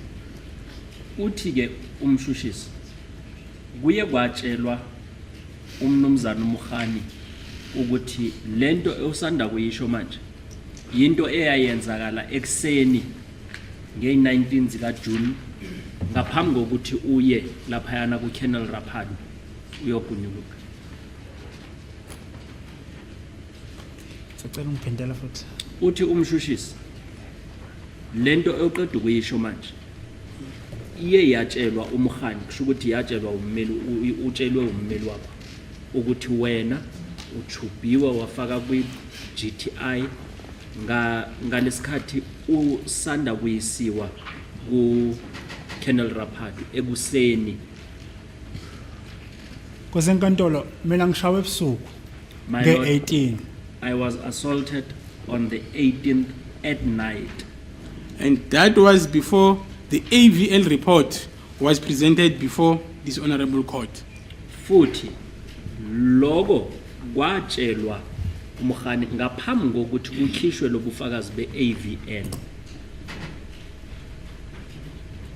Inkosi enkantolo angeke ngikwazi ukuphendula umngomezulu ngoba ubaba umngomezulu ngasho laphambi ngishilo lapha phambi kwenkosi enkantolo mina straight ukuthi Z18 Z19 Z24. So lama phepha akhuluma ngawo umshushisi mina angeke ngikwazi ukwaphendulela la.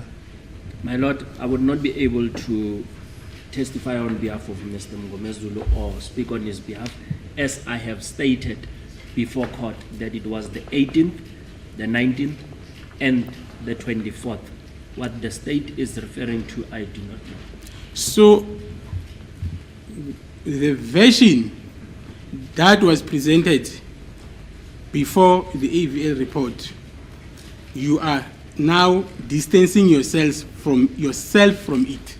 Manje, into le eyakhulunywa ukuthi wena uthi kwenzakele kanjena nge-18 ngaphambi kokuthi kulethwe ubufakazi lobu be-AVL wena usuyaziqhezukisa phambi kwabo lobo bufakazi? Nkosi enkantolo angeke ngiphendulele baba uMngomezulu. Baba uMngomezulu nguye ozokwazi ukukhuluma nenkosi enkantolo. My Lord, I would not be able to respond on behalf of Mr. Mngomezulu as he's the one that would be able to address the court. So in short, I want to get your comment. That was not your version. Ngamafuphi uthi umshushisi ucela ukuthi uphawule. Kusho ukuthi lokho obukade umnumzana uMngomezulu akusho akusiyona into ewena wawukade umtshelela. Nkosi enkantolo angeke ngiphendulele baba uMngomezulu. My Lord, I would not be able to respond on his behalf. That question is directed to you, sir. Umshushisi uthi lo mbuzo uqondane nawe. Ngoba ziningi baba Nkosi enkantolo izinto engisikhuluma nobaba uMngomezulu. As there are a lot of things that I am speaking to Mr. Mngomezulu. Now I am being specific. I'm talking about the incident that he put as your version on the 18th or the 19th of June there at the garage.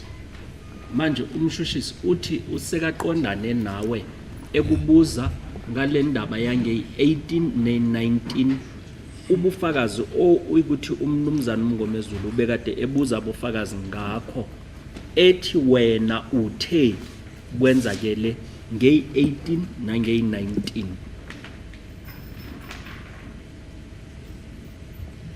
Yebo Nkosi enkantolo ngoba babe ngishaya. Yes, my Lord, as they were assaulting. I'm not asking you that, sir. I'm not asking you whether they were assaulting you or not. I'm saying what was put to the witnesses regarding that incident on your way to Morocco. It cannot be your version. I want your comment on that. Uthi akakubuzi ngalo ludaba olukhulumayo wena lokushawa. Uthi yena le ndaba le eyatshelwa abofakazi ukuthi nge-18 endleleni niya eMoroka kwenzakeleni leyo akusiyinto wena wawukade utshele umnumzana uMngomezulu. Cha, eMoroka Nkosi enkantolo ngiyanga nge-18 mina. No, my Lord, I did not go to Morocco on the 18th.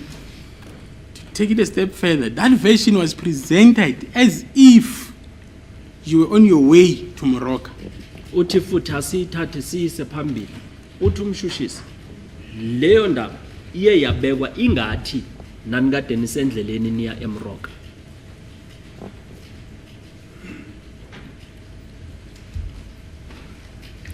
Angikhumbuli Nkosi enkantolo nami ngumuntu ngiyakhohlwa mangisuke ngihlela ebhokisini angikhumbuli. I do not remember, my Lord. I am also a person. I forget as I am in the witness stand or sitting by the accused door. Okay, let's stop there. So you are a human being, you also forget. Uthi asime lapho ungumuntu uyakhohlwa ngisho. Yebo. Yes. So it's possible that you forgot the incident as I have placed regarding your rights. When your rights were read to you, you might have forgotten that part, that the rights were told to you, you just forgot because you are human. Uthi njengoba usanda kusho njengoba naye bekade eshilo ukuthi amaphoyisa wayekade ekutshelile amalungelo wakho njengoba uwumuntu ukhohlwa kungenzeka ukuthi nalokho ukukhohliwe. Angivumelana lokho Nkosi enkantolo. I dispute that, my Lord. But now you are contradicting yourself. Manje usuyazibhidakanisa ke manje. Cha ngisibhidana Nkosi enkantolo ngoba la uMngomezulu mekhuluma ne-witness. Ngiyezwa wesesikhathi buye ngezwe ukuthi kuthiwa noma interpreter engangitolikela utolika kodwa khona lapho engizwa khona kwabe ngibuye ngezwe khona kahle Nkosi enkantolo. Ngeke lokho ngiphakamisa isandla ngithi angizwanga la Nkosi enkantolo. I'm not contradicting myself, my Lord, as some of the things I do hear and some I do not hear. Even when they are interpreted, there are things that I would hear and others I would not hear, and I would not be raising my hand time and again and saying I heard this part, I did not hear some other parts. But I've seen your attorneys on several occasions. Before we start these proceedings, they will be there right next to you with papers, writing your instructions that you must carry to the court. Uthi kodwa umshushisi unokubona abameli bakho bobabini benokuya laphayana kuwena ngasebhokisini bekhuluma nawe bebhala izinto ukuthi ubatshela zona ukuthi batshele inkantolo. Yebo Nkosi enkantolo. Yes, my lord. And then occasionally you also raise your point, your hands, and then correct them. Bese kuba nezinye inkathi la ukuthi unokuphakamisa isandla bese ubatshela ukuthi lento bayikhulumile akusilona akuyona indlela ekade ubatshele ukuthi bayisho ngakhona. Yebo Nkosi kodwa ngeke vela Nkosi enkantolo lokho mina ngiphakamisa isandla ngibiza ubaba uMngomezulu ehlenyo kufanele kube nesikhala lapho kuhlonishwa khona Nkosi enkantolo. Yes, my lord, I would not be raising my hand time and again calling Mr. Mngomezulu, as there would be times when I need to respect the court. So now I'm back to my original question. We're not done.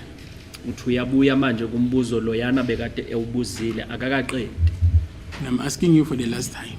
Ukubuzo kokugcina ke manje. Yebo Nkosi enkantolo. Yes, What my lord.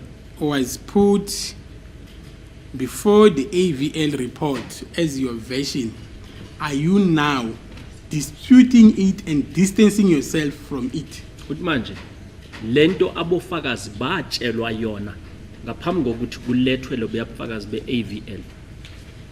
Wena usuyaziqhezukisa na kuyo leyo nto abofakazi batshelwe yona.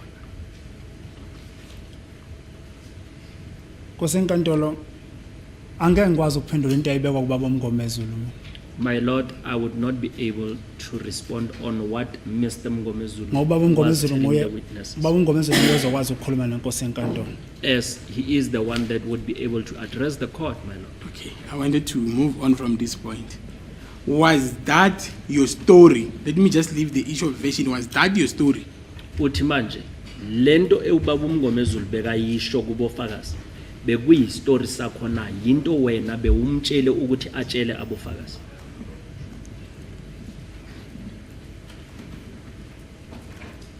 Angeke ngikwazi baba Nkosi enkantolo ukuphendula into ekhulunywa ubaba uMngomezulu namanje ngisasho lapho.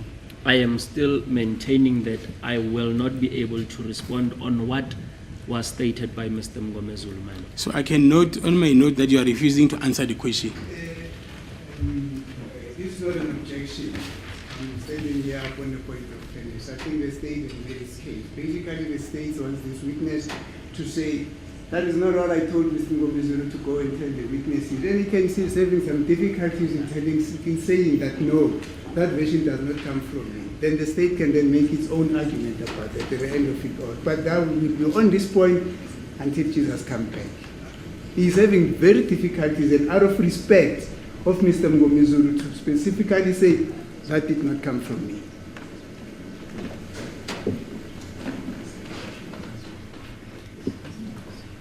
Thank you, my lord.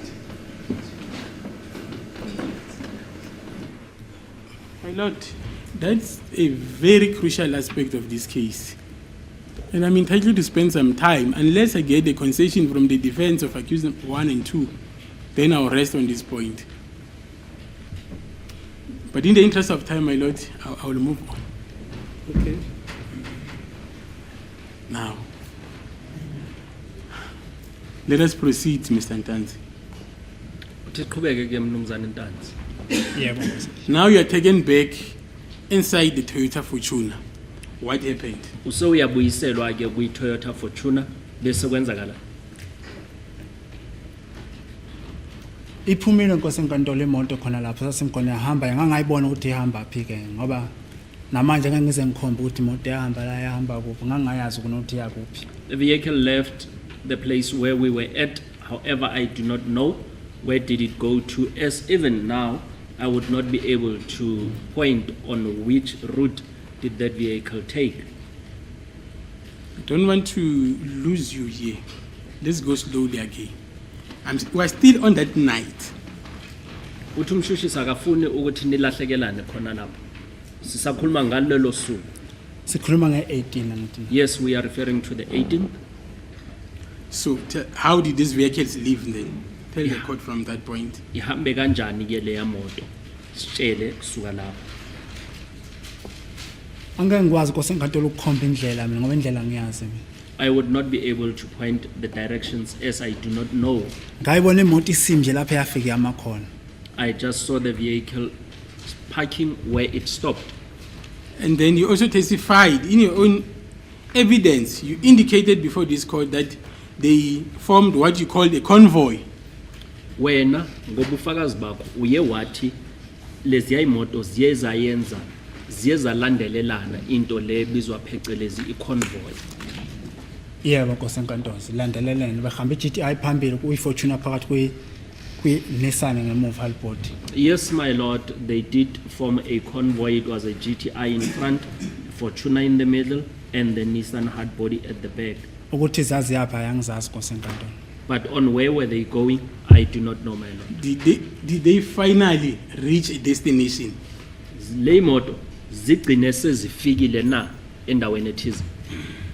Lapha ezafika zama khona lapha engakhishwa khona emotweni. That's where they stopped, and that's when I was taken out of the vehicle. What can you describe that particular destination? Ake uchaze leyo ndawo ezama kuyo. Nkosi enkantolo lapha esama khona imoto kunomgwaqo khona zama nje eceleni la imali le ndawo le sasikuya ngibona ukuthi indawo yaye kuphi or phakathi nemizo or phakathi kanjani angibona kodwa lapha sasikhona kune stepis. My lord, where those vehicles had stopped, it is just, there is a road, and they stood on the side of the road, and there was a stairs. Ngoba mina mabe ngijikisa emveni kwemoto mangiphuma emveni kwemoto ngijika so ngijikela ngalo kwestepis kwakunyuka iTruck le truck kanti le truck alayisha udoti. And just next to the stairs, as I was moved from the vehicle, there was a waste truck that came. Ngijika ngalo stepis mabhena ngimela. And that's when Mabena has instructed me to stand by near the stairs. Ilesi Okay, yes. sikhathi ke sengiqhaqha ngapha. That's Lapha when ngangifaswe khona. he had removed the handcuffs on my hands, as the witness is showing them, they were cuffed from the front. Engibopha kulenye insimbi engaphi nalethi ngoba istepis sasiphakathi naphakathi so kimi. And he had cuffed me on the stairs using my left and my right hand, as the stairs was in the middle. Lesi sikhathi esengitshena futhi angifuni namanje ukukhuluma eqiniso be nabo Jonathan obaba Buthelezi. And that's when he asked me, I'm still not ready to tell the truth, and he was with Jonathan and Buthelezi. Just one aspect before we get to that place. It was also put to Mokhani for the AVL that at some stage you were taken to an open area, which is a park next to the garage. Did that happen? Uthi ke buye kwatshelwa uMokhani ukuthi kunesikhathi la ukuthi uye wathathwa wayisiwa epark ngaseduze kwegarage. Kuye kwenzeka lo?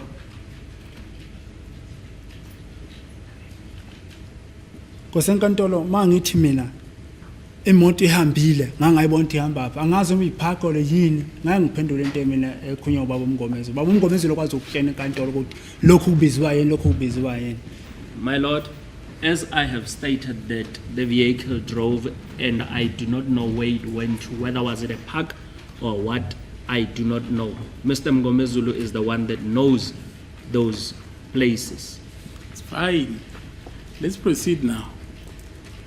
We are in that place which was nicknamed the dumping area.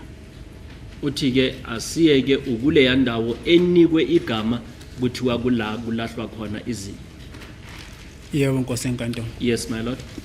From this document, exhibit MM2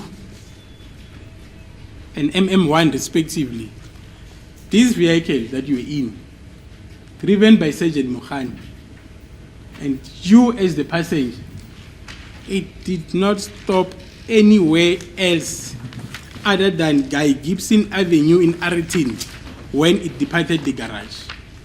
Uthi ke umshushisi ukuya ngalo bufakazi abuphethe lobu be-AVL akukho la ukuthi leyo moto iyeyama kule ndawo ewichazayo ngaphandle kwasendaweni ebizwa iGuy Gibson la kuyigarage khona. Kosenkantolo mina ngeke ngikwazi ukuphendulela leto okukhulunywa ngayo ngoba angiyazi ukuthi isebenza kanjani. My lord, I would not be able to respond on what the AVL is stating because I do not know how it works.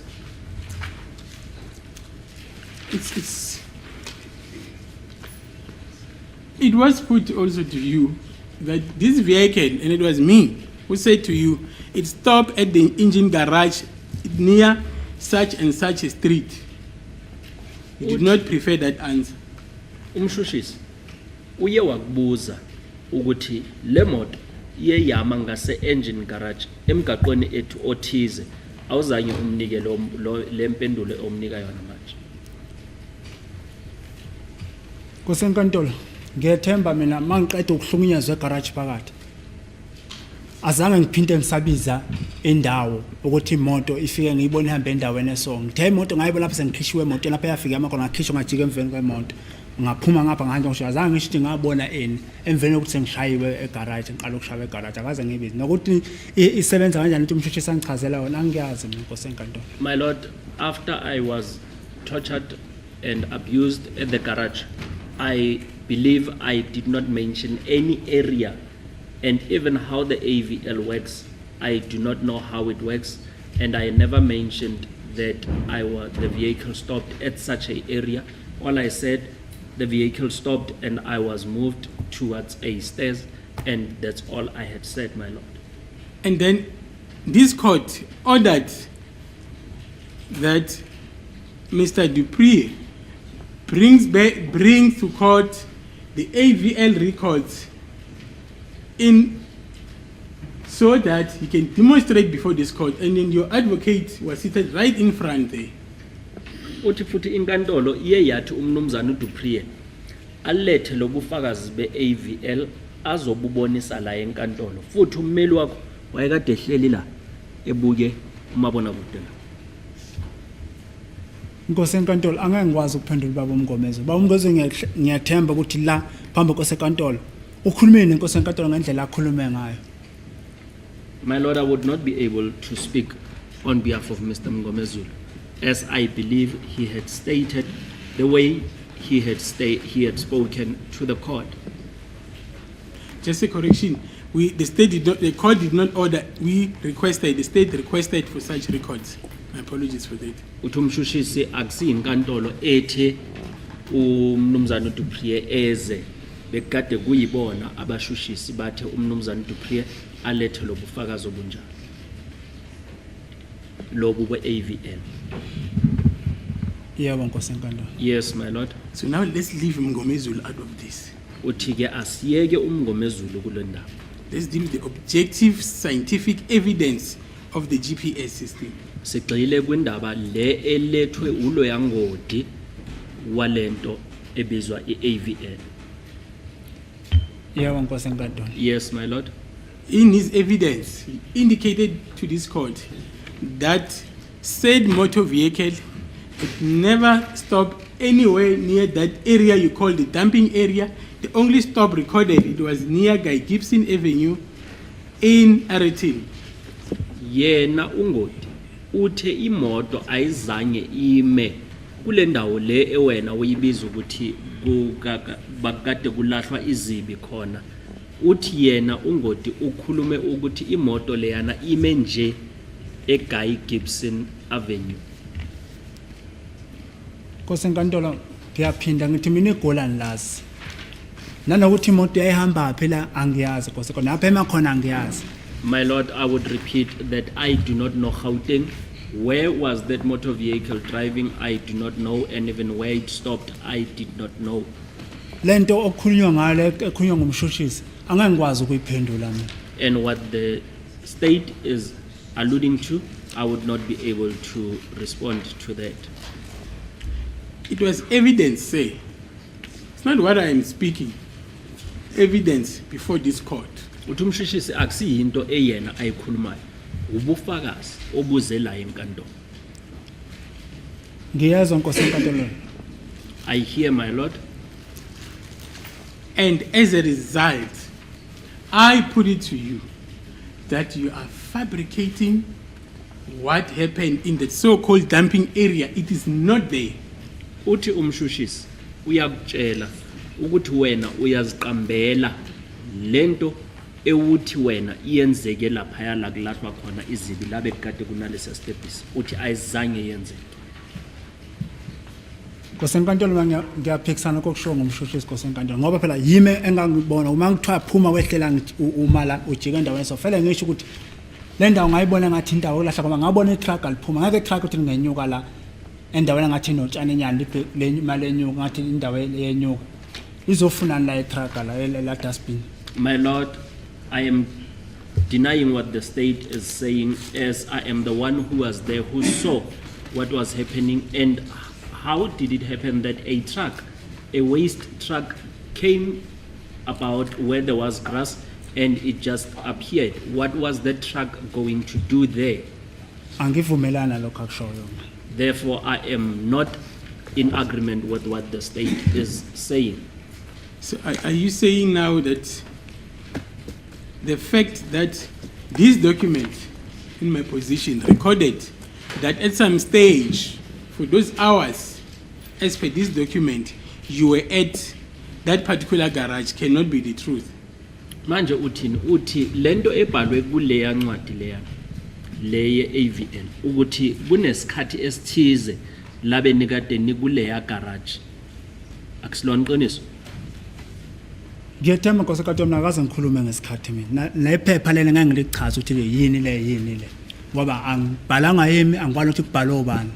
I believe, my Lord, I never mentioned anything about time, and even this document I would not be able to explain it on what it is and what does it refer to, and it was not written by myself, my Lord. Okay, let's do this quick.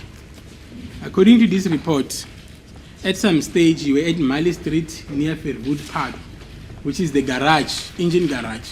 Uthi kuya ngale ncwadi le ithi nanikade nise Mali Street ngase Fairwood Park kuleliya garage i-engine. Yebo ngiyamuzwa nkosenkantolo. Yes, I hear that, my Lord. Do you agree or not agree? Uyavuma noma awuvumi? Ngiyethemba nkosenkantolo yimi ngitshela nkosenkantolo ukuthi imoto yangena egarage lapha phela ngangazi ukuthi indawo uthi kuphi egarage yimi ngitshela nkosenkantolo ngegarage. I believe I am the one Ngomlomo wami. that firstly informed the court about the garage. I just did not know where the area was. And you know what is interesting? The AVL report supports what you are saying. Uthi into ukuthi ibalekile ukuthi nale AVL ikhulumisana nalento ewena uyisho. Ivumelana nalento uyisho. Yebo. Yes. Do you agree? Uyavuma. Angeke ngivume into engabhalanga nkosenkantolo mina. I will not agree with what was not written by me, my Lord. So what are you agreeing to when you say you agree? Manje mawuthi uyavuma uvumelana nani? Ngivuma ukuthi nkosenkantolo ngafika egarage namanje ngiyasho phambi nkosenkantolo egarage ngangena. I agree that we had arrived at the garage, my Lord. Kodwa iphepha lelakhuluma ngalo angilazi mina. But this document that the state is referring to, I do not know. Okay, let us proceed. Uthasiqhubeke. Since you don't want to answer, let's proceed. Now, I am putting it to you that the car never stopped at anywhere near the place that I do not know, according to this document. Is first time it stopped, it was at Guy Gibson Avenue.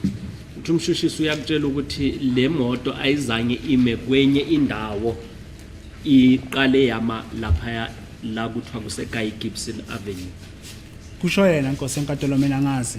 That is what you are saying. I do not know, my Lord. Does this document say? Uthi akusuyena oyishoyo ile ncwadi le. And the so-called assaults that were meted out at the so-called dumping area, they are not there. It's fabrication. Uthi nalokushawa okuthize lokhu okukhulunywa ngakho akuzange kube khona ukuziqambela nje. Nkosenkantolo ngiyethemba lapha ngikhuluma into eyenzeka kimi. Wayengekho yena uphethe iphepha leli alitsheniwe. Ukube mhlawumbe wayekhona and ukuba uyathi inhliziyo yami mangiphamba nkosenkantolo ebhlungu kanjani noma ngibabona labo obtress babe ngishaya phamba nkosenkantolo. Inhliziyo yami ibhlungu. Vele uzokwazi ukukhuluma lama powers awakhulumayo ngoba wayengekho. My Lord, the state was not there, and I am stating what happened, and I am stating, my Lord, with a painful heart. Even when I see Mr. Buthelezi in court, my heart bleeds because the state was not there. Even people that were there, such as Sergeant Mukhani, they dispute that, sir. Uthi no Sergeant Mukhani lo bekade ekhona uyaphika lokho. Nkosi enkantolo usayitshela umkhani ngeke vele avume phambi konkosi enkantolo ayitshene ngoba uyazi uma engavuma lo tole lapha bakhona bomfakela encindezi ngoba usayitshela umkhani akaze angafike ngisho ngibeka isandla ngishilo phansi phambi konkosi enkantolo umkhani azange ngibeka isandla konkosi enkantolo. My Lord, Sergeant Mukhani would not agree with what I am saying because he knows if he agrees, then there would be pressure that would be put on him. And I did mention in front, right here in court, that Sergeant Mukhani never assaulted me. Wayengasondelana nokusondela nkosi enkantolo. He was not even close by. Sir, I further put it to you that which you are telling the court today, it is improbable because you cannot be assaulted whilst the car, in a manner that you are describing, whilst the car is in motion.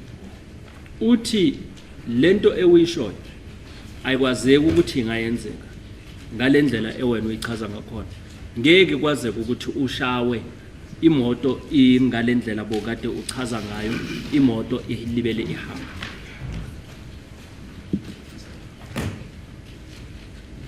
Nkosi enkantolo mina angikwazi uchwepheshwa bemoto nkosi enkantolo ngoba yena ukhuluma ngephepha mina ngikhuluma ngento eyayenzeka le ngikhuluma ngayo ayenzeka phambi kwenkosi enkantolo le yayenzeka kimi. My Lord, I am not an expert in motor vehicles and I am mentioning what happened to me, not what is on a document. My Lord, will this be the opportune time to take the long adjournment? I see it's 5 minutes to 1. Okay. Thank you. So, before we take a break, there's an issue that my learned colleague packed regarding the assault, a slap on the witness by Mukhani on the 16th of June. I've got the record in front of me. It's a record of the 7th of November 2023 at page 12. And I will read just at line 9-8. It starts at line 8, page 12. And it's Mr. Mgomezulu asking Sergeant Mukhani. And he says, "Sir, it is for this court to tell whether he's talking lies or the truth. But let us move on. You can use whatever weight, how you use it. It is fine. The version of the accused is that when he requested you to produce the appointment certificate, Sergeant Mabena slapped him with an open hand in the face and he said, 'You think you are smart.'"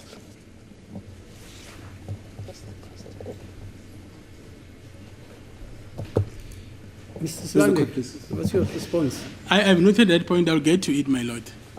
I've seen that relevant portion that my colleague has reference to. You'll address it. I will address it. Okay, he says he'll address it.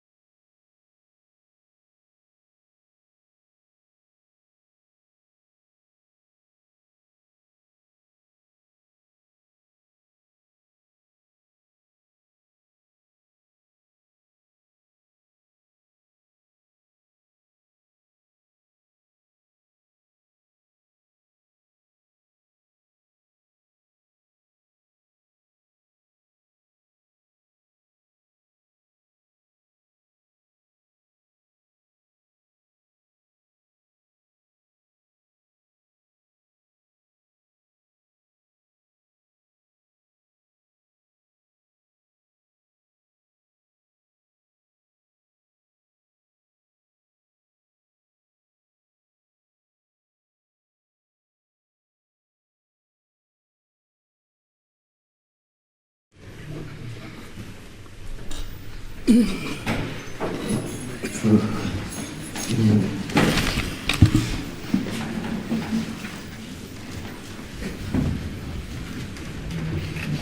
remind the witness. Usasengaphansi kwesifungo sokukhuluma iqiniso angithi bamntanzi. Yes, Mr. Sunday. As the court pleases, my lord. Mr. Ntanzi, I just want to. My learned colleague proceeds. My lord, during cross-examination, there were aspects that were touched upon during cross-examination.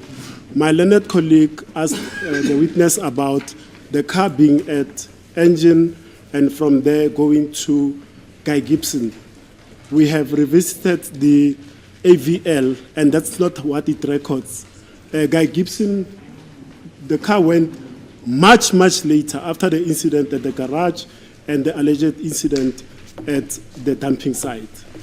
So it shows that the motor vehicle was in the vicinity, idling, excessive, in the street, back to that street, and all of that. So it's not like the car went from Engine and directly to Guy Gibson immediately. So there were several stops and ignition, unlock, excessive speeding, idling, and all of those. So that's why he was stamped to answer the questions that were posed to him, as the court pleases, my lord.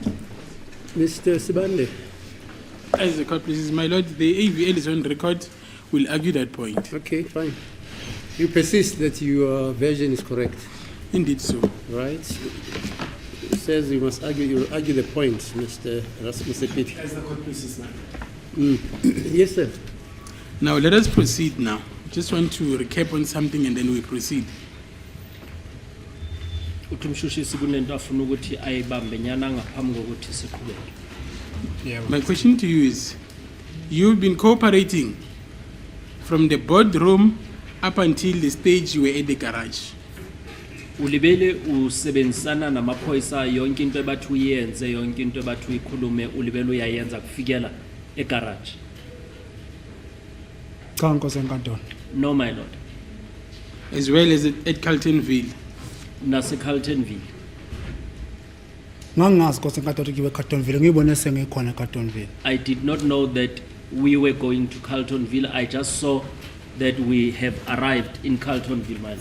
Nokhishwa kwami emaseleni Nkosi enkantolo ngangazi ukuthi ngiyaphi. Ngibone senje sekuthiwa ngena la. Even when I was taken out of the cells or booked out, I did not know. I just heard that I should go in. And then when you arrived at that garage, was there any pressure on you to say something? Uma ufika lapha egarage, kuye kwaba nengqindezi yokuthi ukhulume into ethize.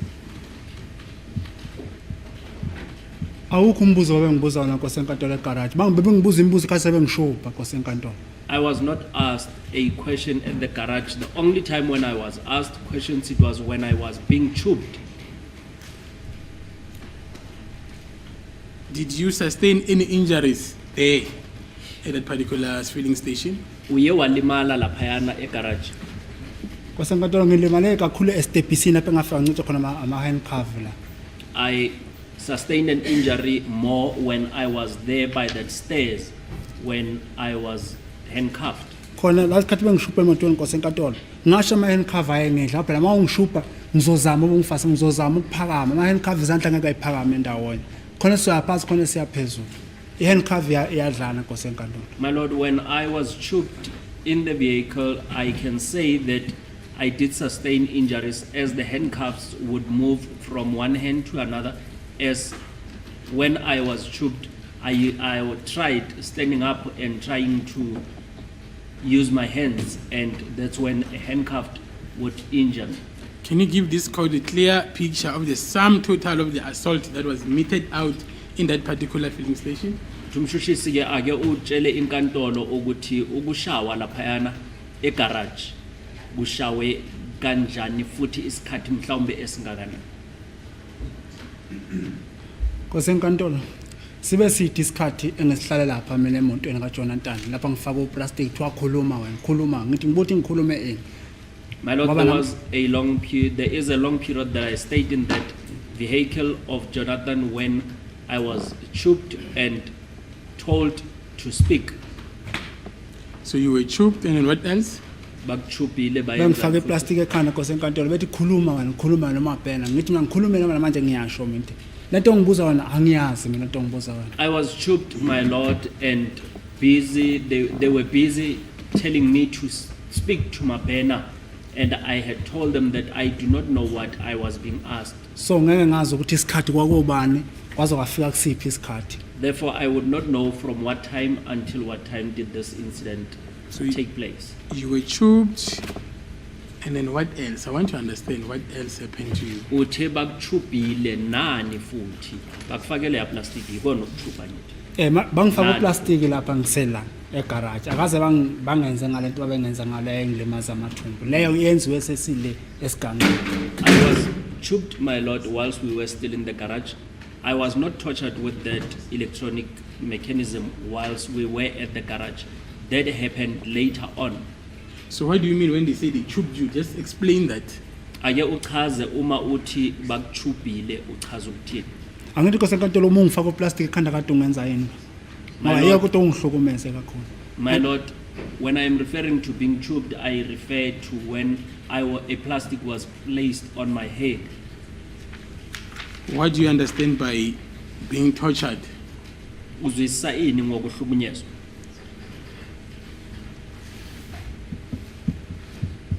Ngicela ungiphendele. Yini mhlawumbe ukuhlukunyezwa? Ukuhlukumeza ukwenza into ongayijwayelanga nongayazi nokufostela ukuthi yenza lento athi ngikhuluma ngiqamba amanga. Being tortured, it's doing something against your will and something that you do not know, or being forced to say something. Ukungishaya that you do not kosenkantolo ungishaya into engayazi ukungihlukumeza. And being assaulted for something that you do not know, it's also being tortured.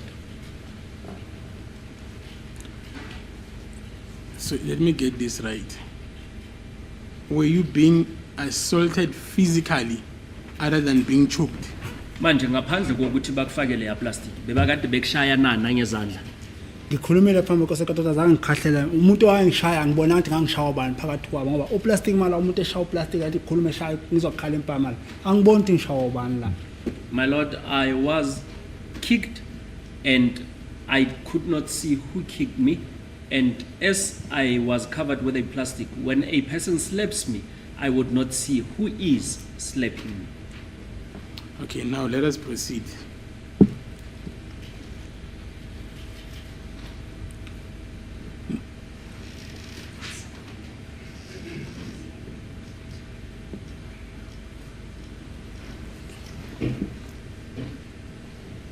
Let me understand this properly. You just mentioned now that you also kicked. Uthi ke umshushisi ake azwisise kahle uqeda ukuthi bebakukhahlela. Ngithe lapha phambi kosenkantolo angishongo ukuthi bangikhahlela. Mina ngithe la phambi kosenkantolo. Makhathi bengifaka uplastic lapha ekhanda. Ngangingaboni ukuthi ngibani kahle kahle oshaya mina la ngempama esihlathini. My lord, I never said here in court that I was being kicked. Instead, when I was choked, I could not see who is the person that was slapping me. Okay, so let's proceed. It has kubeke. Yes, kosa. Now you get into this Toyota Fortuner. The car start driving. Manje ke ungena laphayana kwi-Toyota Fortuner bese iyahamba imoto. Ngazi 18 kosenkantolo. Are you referring to the 18? That's correct. Uthi yebo ye-18. Yebo nkosenkantolo. Yes, my lord. Could you tell how long did the car drive for? Ungasho ukuthi imoto ihambe isikhathi esingakanani? Maya kuphi mhlawumbe nkosenkantolo. Where was the car going as you are From when it departed the garage. kusukela ma isuka egarage? Kosenkantolo ngeke ngikwazi ukuqala idistance emoto nkosenkantolo. Ngoba makumnyama ngingabona ukuthi nguphi ngeke ngikwazi ukuqala lo nto. I would not be able to estimate the distance, my lord, as it was dark and I did not know where I was going. But you confirm that it did leave that particular area. Kodwa uyavuma ukuthi imoto iye yahamba kuleyo ndawo. Iphumile garage lapha engabona khona garage. Lapha eyihamba khona ngibona ukuthi yayihamba. Yes, the vehicle did leave the garage, but I did not know the area where it was driving at. And it is evidence that was presented in this court that the only other recorded stop, it was at Guy Gibson Avenue for only 9 minutes. Bufakazi buthi la imoto iye yamakhona ime laphayana eGuy Gibson Avenue imanje imizuzu eyishaka lolu.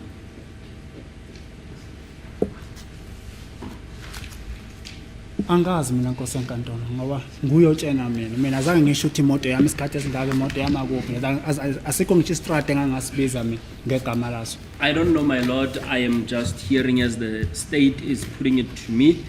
I have never mentioned even a single street that the vehicle had stopped at such a street. Even the time, I do not remember. And from that point, the vehicle drove straight to Pretoria North Subs where you were detained. Bese ke imoto mayisuka lapho iye yashayelwa kufikela izifika esiphoyiseni sasePitori la uye wafakwa khona emaseleni.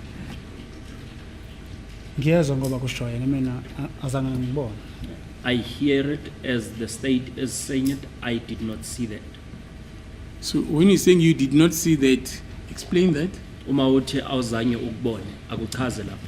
Angithi ngiphendula inkulumo lo mshushisa ekhuluma ukuthi imoto ihambe straight. I am answering to what the state is referring to, that the vehicle drove straight to Pretoria North. So let me ask you, from that place where you say it is a dumping area, where did the vehicle go to? Manje suka kuleya ndawo la wena uthi kulabe kade kulahlwa khona izinto imoto iye yayapi. Yahamba ngiyazi ukuthi ayiyakuphi angithi mina igula nilazi Nkosi enkantolo. It drove and I do not know where was the vehicle going to, as I am not familiar with the Gauteng province. Did it eventually reach Pretoria North police station? Seyifikile police station yase Pretoria North. Kungenzeka ngoba It is possible. Where did you sleep on that particular day, or where did you end up getting to? Ulele phi ngaleli langa noma ugcine sowufika phi? ngagcina sengifika khona e-police station Nkosi enkantolo manje ngeke ngisho ukuthi yiphi i-police station ngoba phela maningi ama-police station mina ngihlale kuwo Nkosi enkantolo. I ended up at a police station. I cannot specify which police station was it because there are a lot of police stations which I was kept at. But when you gave your evidence in chief, you did mention or you did concede that particular police station is Pretoria North. Kodwa ngalesikhathi uqala uphana ngobufakazi bakho wena uye washo ukuthi leyo police station yona iPretoria North.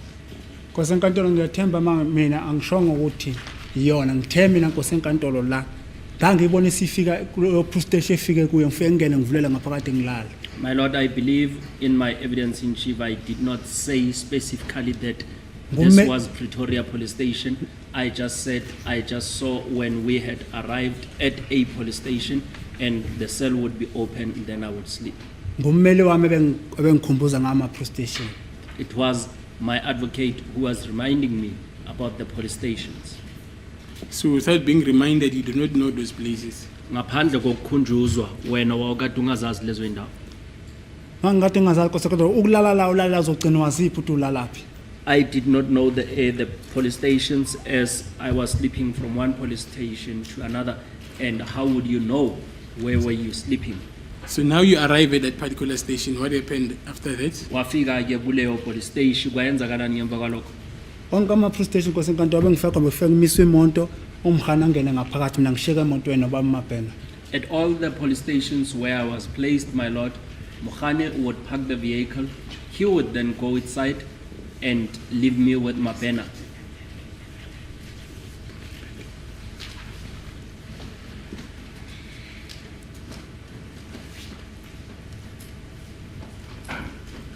And according to Sergeant Mabena, you were booked in there at around 1:40 or 2:40 a.m. on the 19th of June now.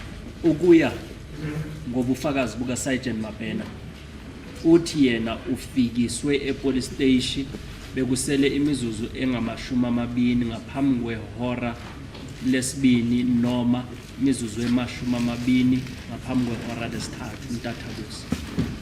Mabena or For Mhani. clarification, it was not Mabena. Mabena is late. It was Mukhani. Sergeant Mohani Apologies for that. uthi ukuya ngo-Sergeant Mukhani, hayi uMabhena, ukhuluma ngoMukhani. uthi ucela ungiphindela ngicela Ukuya ngoMukhani uthe ufike laphayana esiphoyiseni ubukhwe ngo-22 noma ngo-22-3 Ntathakusa. angeke ngiphikisana naye inkosi enkantolo nguye wayebhala mina ngibonanga ukuthi wayebhala ukuthini I would not dispute that as he is the one that was writing and I did not see what he was writing, my lord. futhi angimbonanga lapho ebhala noma wangena ngalo wabuye sebila nokheki mayongikhelela emaseleni And I did not see him as he was writing as well, because he would just go into the cells and then come back with the keys and place me in a cell. And the corresponding AVL record says that you're at Ben Fillion Street in Pretoria North. AVL iyasho nayo ukuthi wawukade usebelfen emgaqweni uBelfenune la ePretoria. yebo ngezwe ngoba ngiwazi mina Yes, I hear, since I do not know that area. And then you were booked out again on the 19th of June 2020. Bakukhipha futhi nge-19 zika June 2020.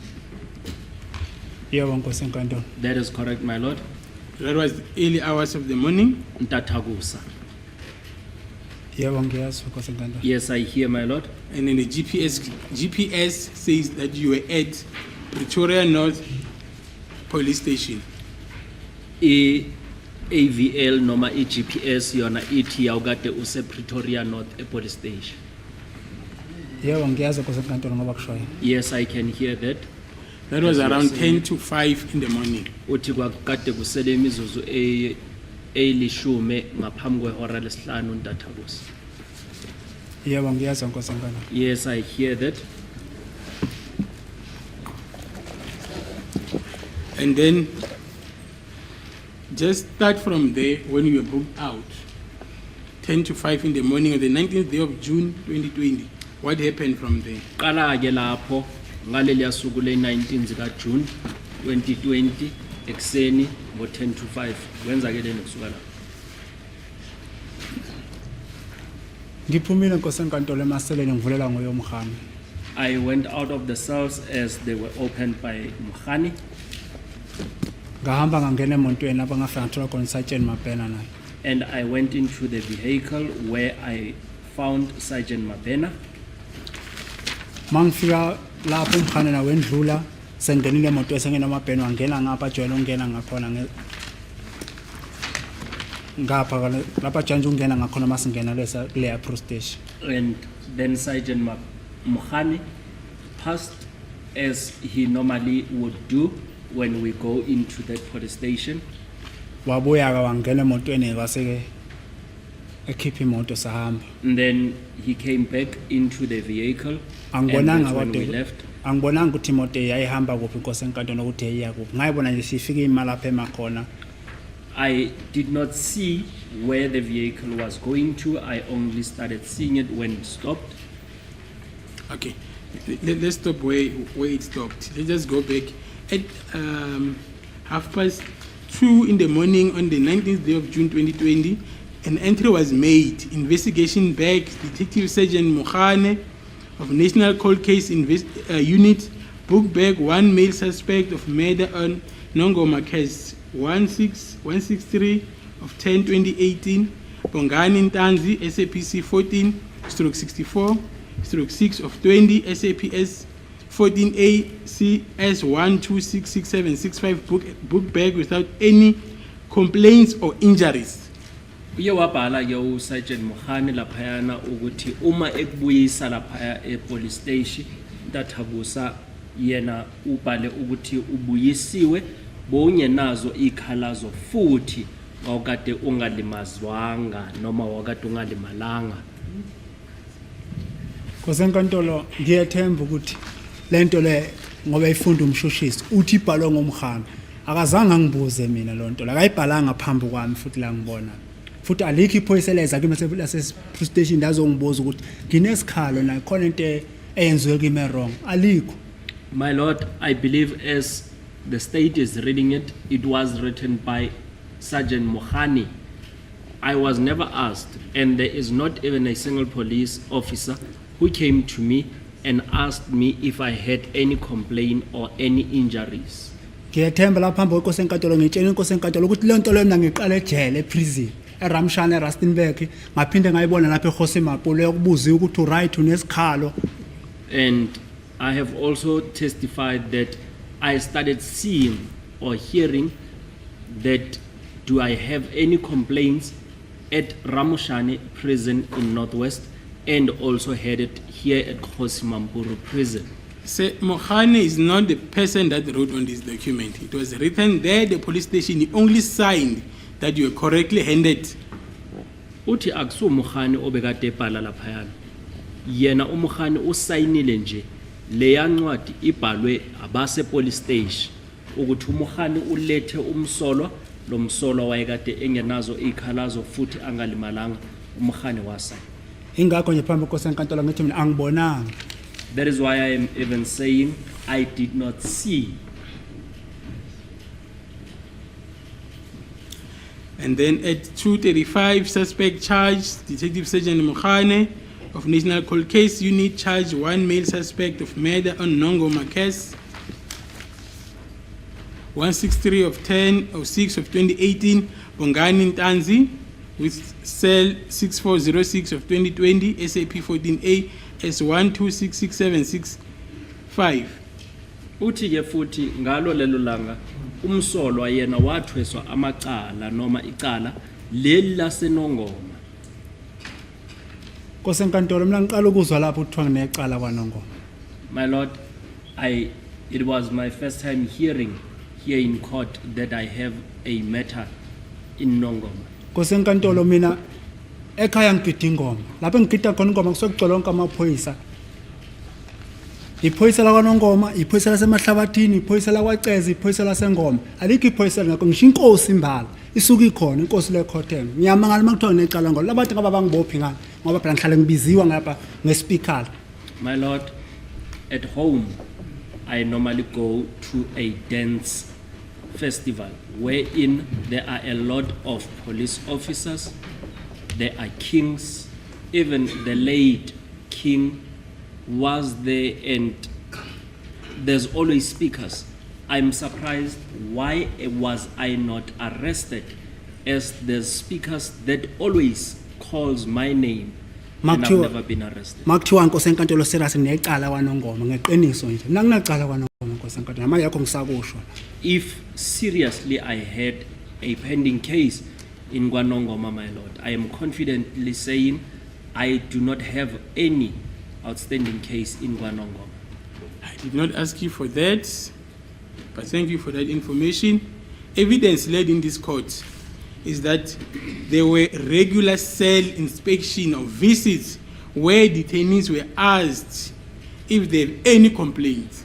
Uthumshushisi bekangakubuzi lokho kodwa uyabonga futhi kuye kwabhalwa nokuthi ubufakazi buzile la enkantolo ukuthi kwakade kuvakashelwa amaseli mihla namalanga kuyohlolwa ukuthi banazo na ikhalazo labantu laba ababushiwe. Nkosi enkantolo angizange ngibe nevisit emaseleni. My Lord, I've never had any visit in the cells. Thank you. 10 to 4, and then you are booked out now. Then take me through the booking out of 10 to 4 by Detective Sergeant Mohane of National Cold Cases Unit with one male suspect of murder as per Nongoma case, Bongani Ntanzi. Ngo 10 to 4 ke usuyakhishwa ke laphayana eselini kuthiwa icala wakade kuyilelana la kwaNongoma uthi ke umazise ukuthi kwenzakeleni ke uma sisokhishwa laphayana eselini ngo 10 to 4. Bangihambisile nkosi enkantolo kwenye indawo engayaziyo. They took me to a certain place which I did not know. Lapho engafika khona kukhona abantu engathi babephethe amabhodi la lapho esangena khona beme gateini la khona becula ingoma bephethe amabhodi. And I found that there were certain people standing there by the gate holding boards as we were going into the gate. Nakhona ngafike ngahlala emotweni. And even at that place, I remained in the vehicle. Can you describe that place that you were taken to? Akuchaze leyo ndawo ewahanjiswa kuyo. imoto kosenkantolo ingenile mayingene yangena nje yafika yama phakathi naphakathi ngima parking nje khona nje. The vehicle went into the parking lot and just stopped in the middle of the parking lot. What can you see from the nearing place, or what can you see, or what can you observe? Wawukade ubonani laphayana eduze kuleya ndawo? Ngangibona ngathi indawo yakhiwe nje mina ngazi phela kwakhiwe ini ngoba akaze ngiphume emontweni kosenkantolo mina indawo nje yayi nawa ngapha kune gate kubiyiwe nangapha yabona ukuthi kubiyiwe ngoba nabantu bagcwele lapho khona bagcwele lapha namavena yangena ngazi ukuthi kuphi mina. I just saw a building which had gates and there were other vans that were going in. I do not know what was that place as I was in the vehicle.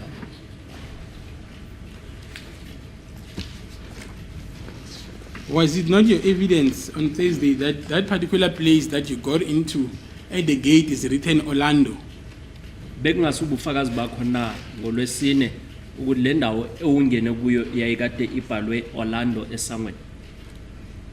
Cha, leyo ilapha engangishawela khona mangathiwa ngikhumbula kahle lapha engangishawela ukuthi ngabona igate ebhalwe Orlando ngaphakathi nama ATM angishongo ukuthi ngalendlela osongibuza ngayo mina. No, my lord, that particular place that you are referring to, it is a place where I was assaulted, where inside there were ATMs. And that place is written and Orlando. lo ndawo leyo ngiyibone late lena sikhuluma ngathi sikhuluma indaba sekuseni. And that place that you are referring to, I saw it late. The one that we are speaking about currently, it's the one of the morning. So that place that you were at inside the vehicle is not a police station. Le ndawo le bokade ukuyo emotweni bekungase kuse police station. Ekuseni kosenkantolo. Are you referring to That's the correct. UTL? Excellent. Angazi ngoba ngitshenwa kosenkantolo ukuthi kuphi la. I do not know, as I was not told of where that place was. Is it a place that you can describe as a police station? Yindawo ewena ungayichaza uthi police station. Nama police station angangichaza maphela mina ilanga lokuqala ngiboshwa mina ngangisho police station so yakhiwe kanjani ngoba azange ngibone nangaphandle kwayo. I would not even be able to explain or describe the police stations as it was my first time being arrested. Was there a building there inside that particular place? Kwakade kunendawo eyakhiwe. Ngishilo phambi kosenkantolo khona indawo ezakhiwe but ngoba ngangisemontweni ukubuka ngamehlo so nongena phakathi unomehlo. I have stated here in court that there is a building, and looking at a place and going inside a place is different. Was that not Chris Hani Baragwanath Hospital? Kwakade kungasi isibhedlela se-Chris Hani Baragwanath. Ngaleso sikhathi ekuseni At that time in the morning, That's correct. uthi yebo. cha No, So how long were you in that particular place? kuleyo ndawo ube lapho isikhathi esingakanani? angisazi isikhathi kosenkantolo. I do not know, my lord. Evidence in this court is that from Pretoria North, you were taken to Moroka Police Station. Ubufakazi obuzela inkantolo bathe ukusuka ePretoria North uye wathathwa wayisiwa eMoroka Police Station.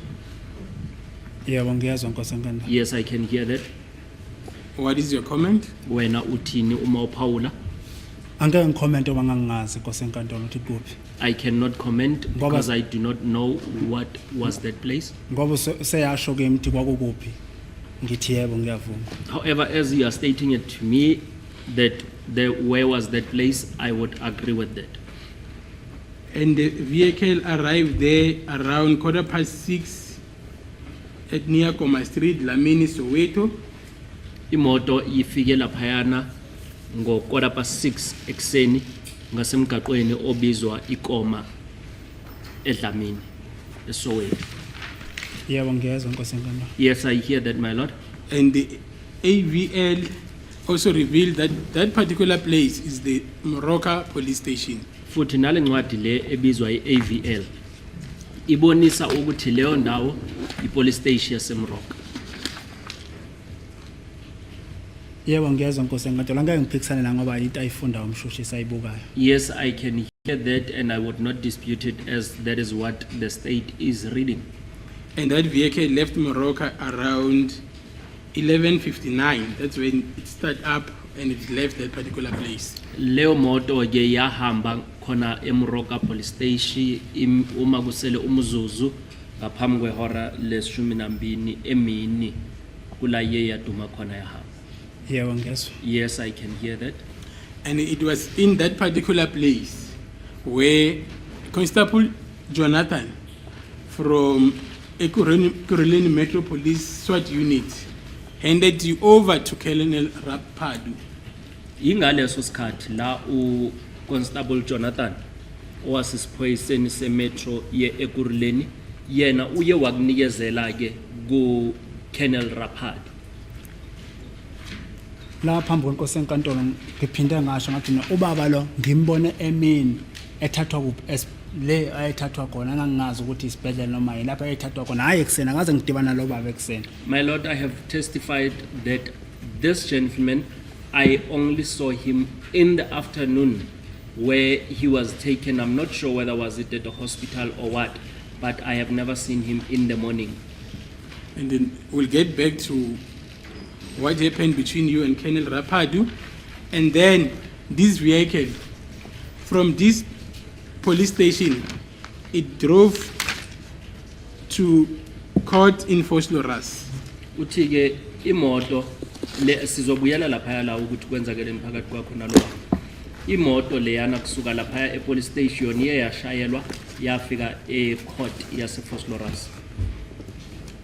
Yebo ngiyezwa ngoba nguyongiholayo. Yes, I can hear as you are leading me.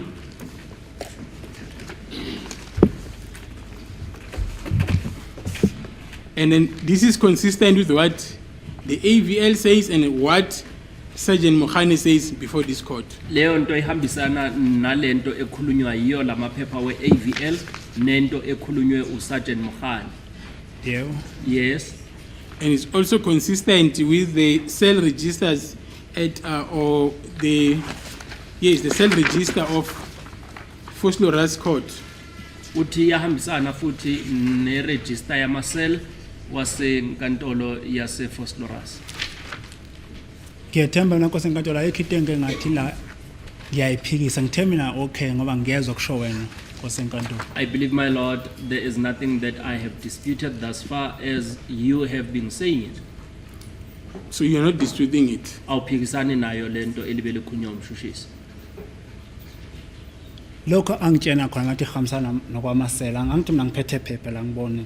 Nguyo leda mina. What you are saying that it also corroborates that information that is on the cell register, I cannot dispute as you are leading me and I do not have any document in front of me.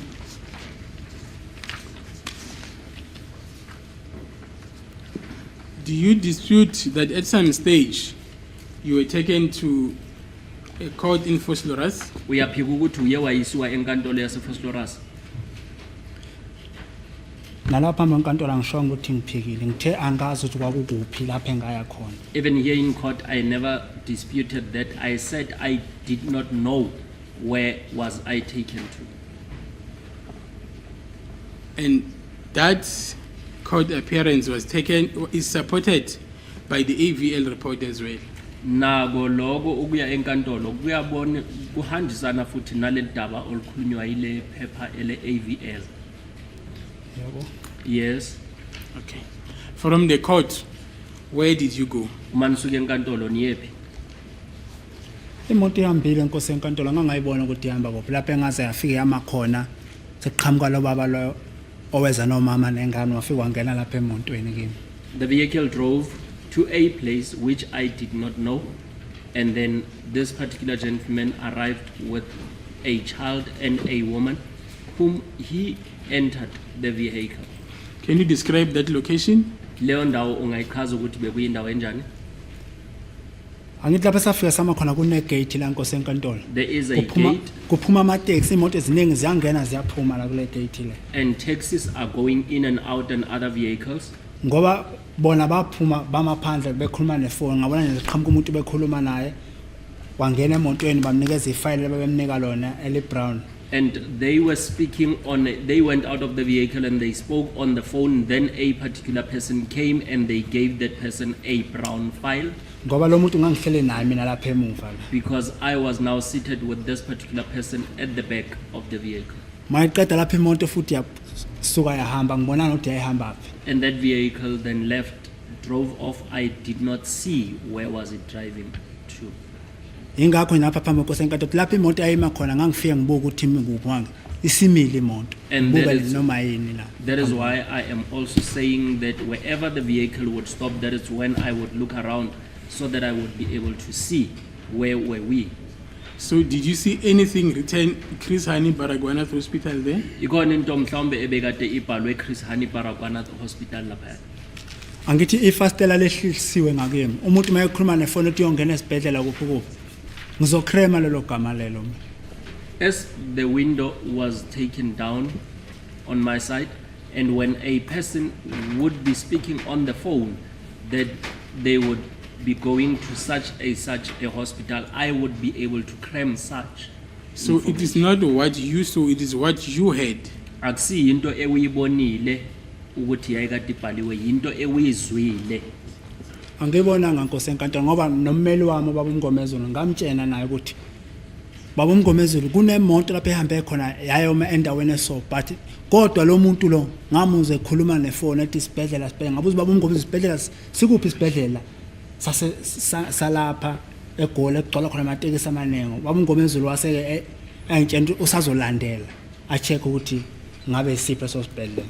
And even Mr. Mngomezulu, I told him that I did not see any writing on the wall. I heard, and I even informed him of such. I described a hospital where there are a lot of vehicles that are passing there, and I asked him which hospital could that be, and Mr. Mngomezulu said he would still make his research. So after he made the research, did he come back to you to tell you it was Chris Hani Baragwanath Hospital? Ngemva kokuthi sekaye wayobheka umnumzana uMngomezulu ke uye wabuya kuwe wazokutshela ukuthi leso sibhedlela kwakade kuyi Chris Hani Baragwanath Hospital. Yebo ungikhombisile lapha. Yes, he came to me and showed me. What did he show you? Ukubonise ini? Amaphepha lawa wayewafunda khomba ukuthi le moto ihambela le moto ihambela le moto ihambela. Documents that he was reading that vehicle drove on such a road. Is it a document similar to this one? Incwadi efana nale. I can borrow you this document. Uthi angakuboleka yona uyibheke ukuthi iyona mhlawumbe.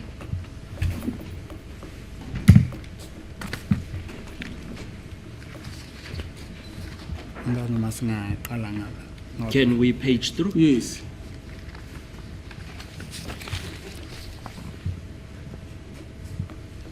Yebo wasikhombisa wona. Yes, he did show us this document.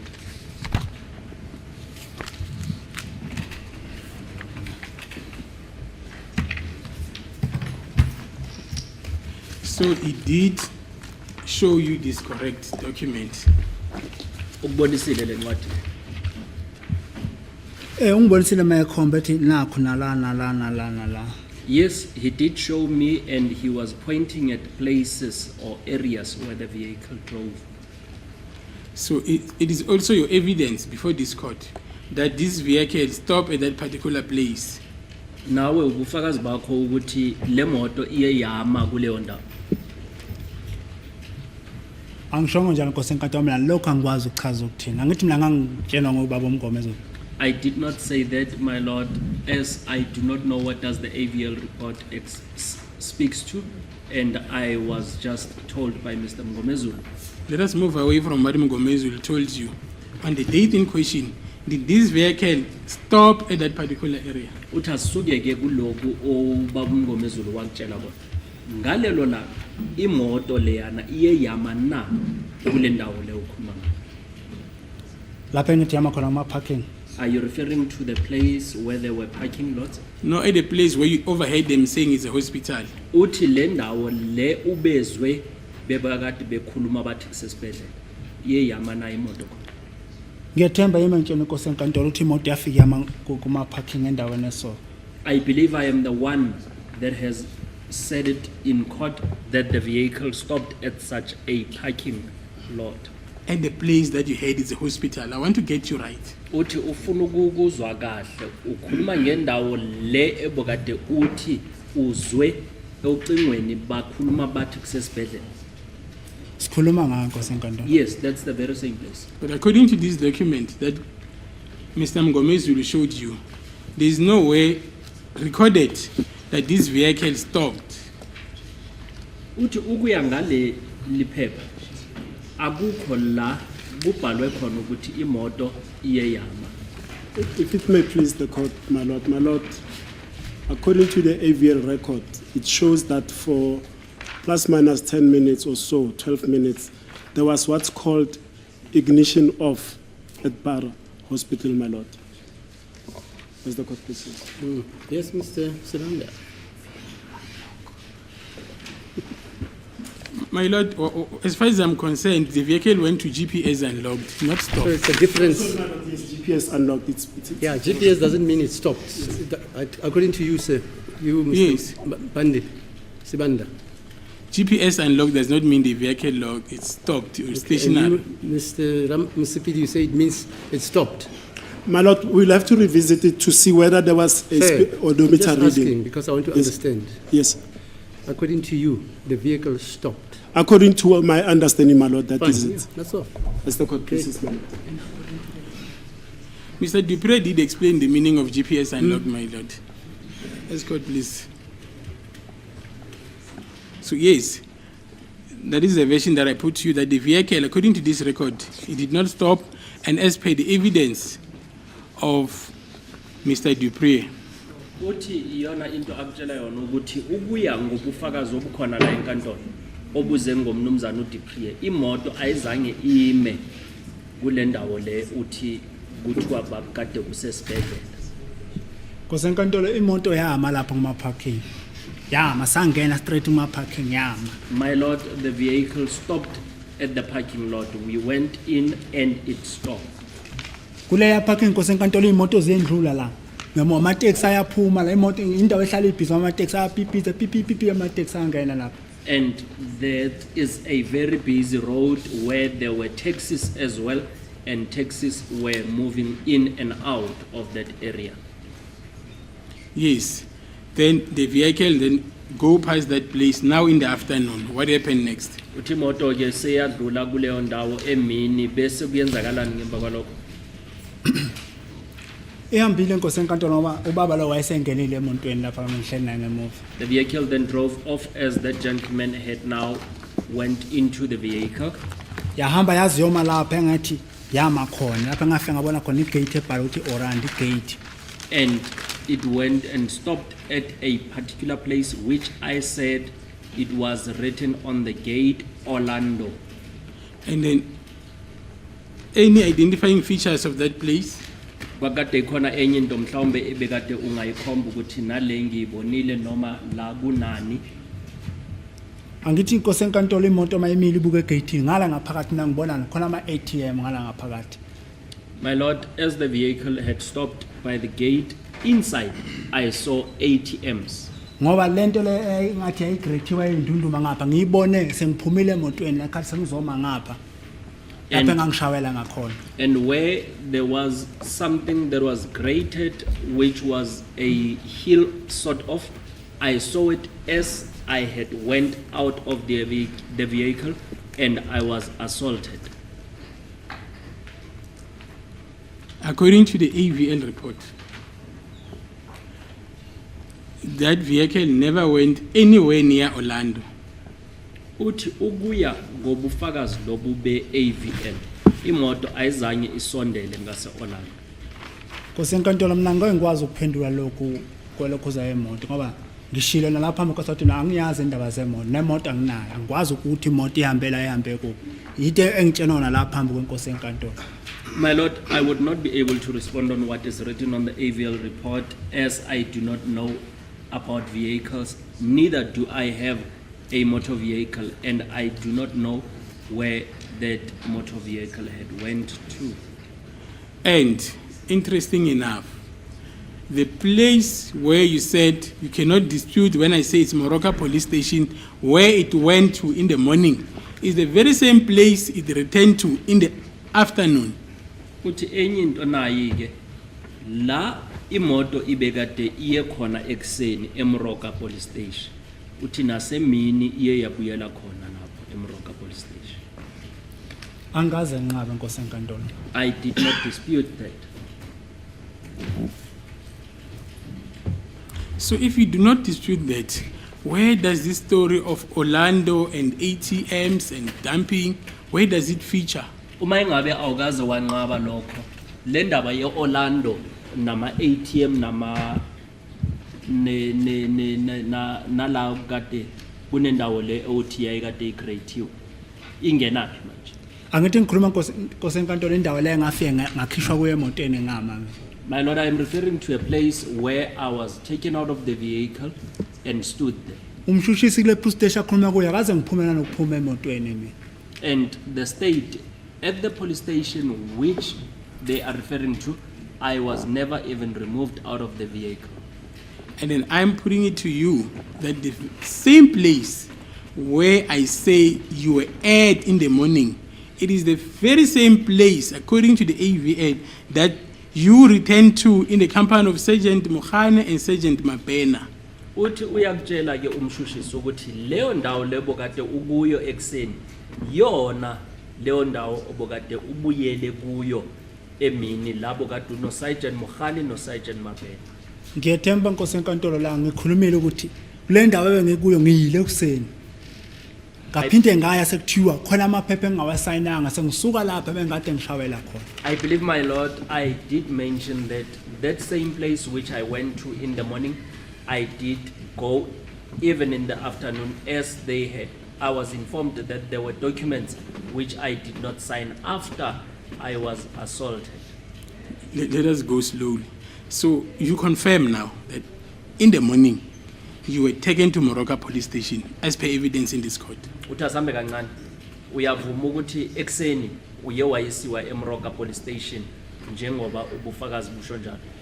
Ngithe phambi Nkosi enkantolo angazi mina ngoba egama ngangalazi. I said I did not know the name of that area. Ngoba kusho yena ngizothi yebo. However, as the state is saying it, I would agree. And then now you are saying that because the paperwork was not complete, you were taken back there in that particular police station. Manje uthi bathe ngoba kunamaphepha ongawagcwalisanga uye wabuyiselwa kuyo leyo police station. Yebo sengisuka esigangeni lapha ngangishawela khona kwakuthiwa ngisayine khona. Yes, after I had went to that open field where I was assaulted, and that's when I was told to sign. So let me get this right. From Fosno Rice Court, you went to that place, returned Orlando. From that particular place, returned Orlando. You went back to Moroka police station. Shukuthi ke ukusuka eFosloras enkantolo uye waya kule ndawo le kutho ebeyikade ibhalwe Orlando bese kusuka lapho kule ndawo ebhalwe Orlando waya eMoroka police station. Kunjalo Nkosi enkantolo. That is correct, my Lord. But that version is fabrication, says it's not supported by anything. It's not consistent with what the AVL says. It's not supported with what Mukhane says. Uthi leyo ndaba ewuyishoyo wena uyaziqambela ngoba abukho bufakazi obushoyo ukuthi nihambe kanjalo. Nayo iAVL ayisho ukuthi imoto ihambe kanjalo. NoMukhane naye uma ephana ngobufakazi akazange asho ukuthi nihambe kanjalo. Ngiyethemba Nkosi enkantolo ngoba ngimlapha nje ngizokhuluma mina into eyenzeka kimi. Bengithele lezi ndaba zeimoto lezi mina angizazi Nkosi enkantolo ukuthi isandla sokudla isandla sonxele isiphi la angizazi lezi ndaba zeimoto lezi. I believe, my Lord, I am here to testify about what happened. This part of the vehicle, I would not know it, as I would not know whether it turned left or right. Let us proceed now. Now the vehicle is at Moroka police station. Where did the vehicle travel to? Imoto mayisese iseMoroka police station yona iye yaqhubeka yayapi. Maqedwe Nkosi enkantolo imoto ihambile ngangayibona ukuthi ihamba kuphi ngoba ngaze ngayibona isimi la elokhuzeni angazi kupho ngoba umkhani wangena wehla ngibonanga igama le police station mana awubona ukuthi kwagcwele amaveni amaphoyisa lapha phandle. The vehicle drove off, my lord, and I did not know where did it go to. I only saw that it was at a particular police station, as there were other police vans, and Mokhane had went inside. So this is the second police station of the day. The police station is being kulelo la. Yebo Nkosi enkantolo ngoba sasuka lapha sikhona sahamba ngangabona ukuthi imoto yami ngayibona la safika sama khona kwagcela amavena umhani wangena wehla wangena nje ngaphakathi angashiyeka emontweni mina. Yes, my lord, that would be the second police station of the day, as we had left the first one, and then at the second one, that's when Mokhane alighted the vehicle and went in, as there were other police vehicles. Lapho khona uSergeant Mabhena atsa khona ifone ethi ekhuluma nomphathi ngeza ethi ekhuluma ethi hello mphathi angazwe ekhuluma namuphi umphathi wakhe. That is when Sergeant Mabhena answered the call, and he was speaking to his leader, referred to as Mphathi. I did not know whom was he speaking to. And then how long did Mokhane take in that particular police station? Mokhane uthathe isikhathi esingakanani kuleya police station? Wangena ngaphakathi isikhathi ngengikwazi usimeshina mina Nkosi enkantolo. He went inside. I am unable to mention how long he took. And then from that particular police station, where did the car go to? Ukusuka kuleyo police station, imoto iye yayapi? Ukuswalo police station Nkosi enkantolo angiyazi imoto yahamba yakuba ngoba ngayibona mina sengiphuma i-toll gate le ngiyaziyo vele mangisuka eMarikana le but eMarikana bakwena ibheke iyongena edrobheni eRustenburg. From there, my lord, I do not know where the vehicle went to. However, I saw and noticed a toll gate which I normally use when I go into Marikana, as the toll gate was Marikana and going into Northwest, my lord. It was put to Sergeant Mokhane on the 15th of November 2023 on page 63 of the record that near Ring Road around 1522, that the instruction of accused 2 is that at the time when he was taken out of the motor vehicle next to those steel pipes, steel tanks, he was tortured and electrocuted with a device. Kuthiwa ke nge-15 zika November 2022 umnumzana uMokhane ngalesikhathi ela ephana ngobufakazi yena uye wabuzwa ukuthi umsolwa ngalesikhathi engase Ring Road ngo-22 minutes past 3 yena umsolwa uthi uye washawa wahlukunyezwa futhi wayenzwa washiswa nangalento le kade ikhipha into yogesi lento ebekade isetshenziswa le ngathi nogesi.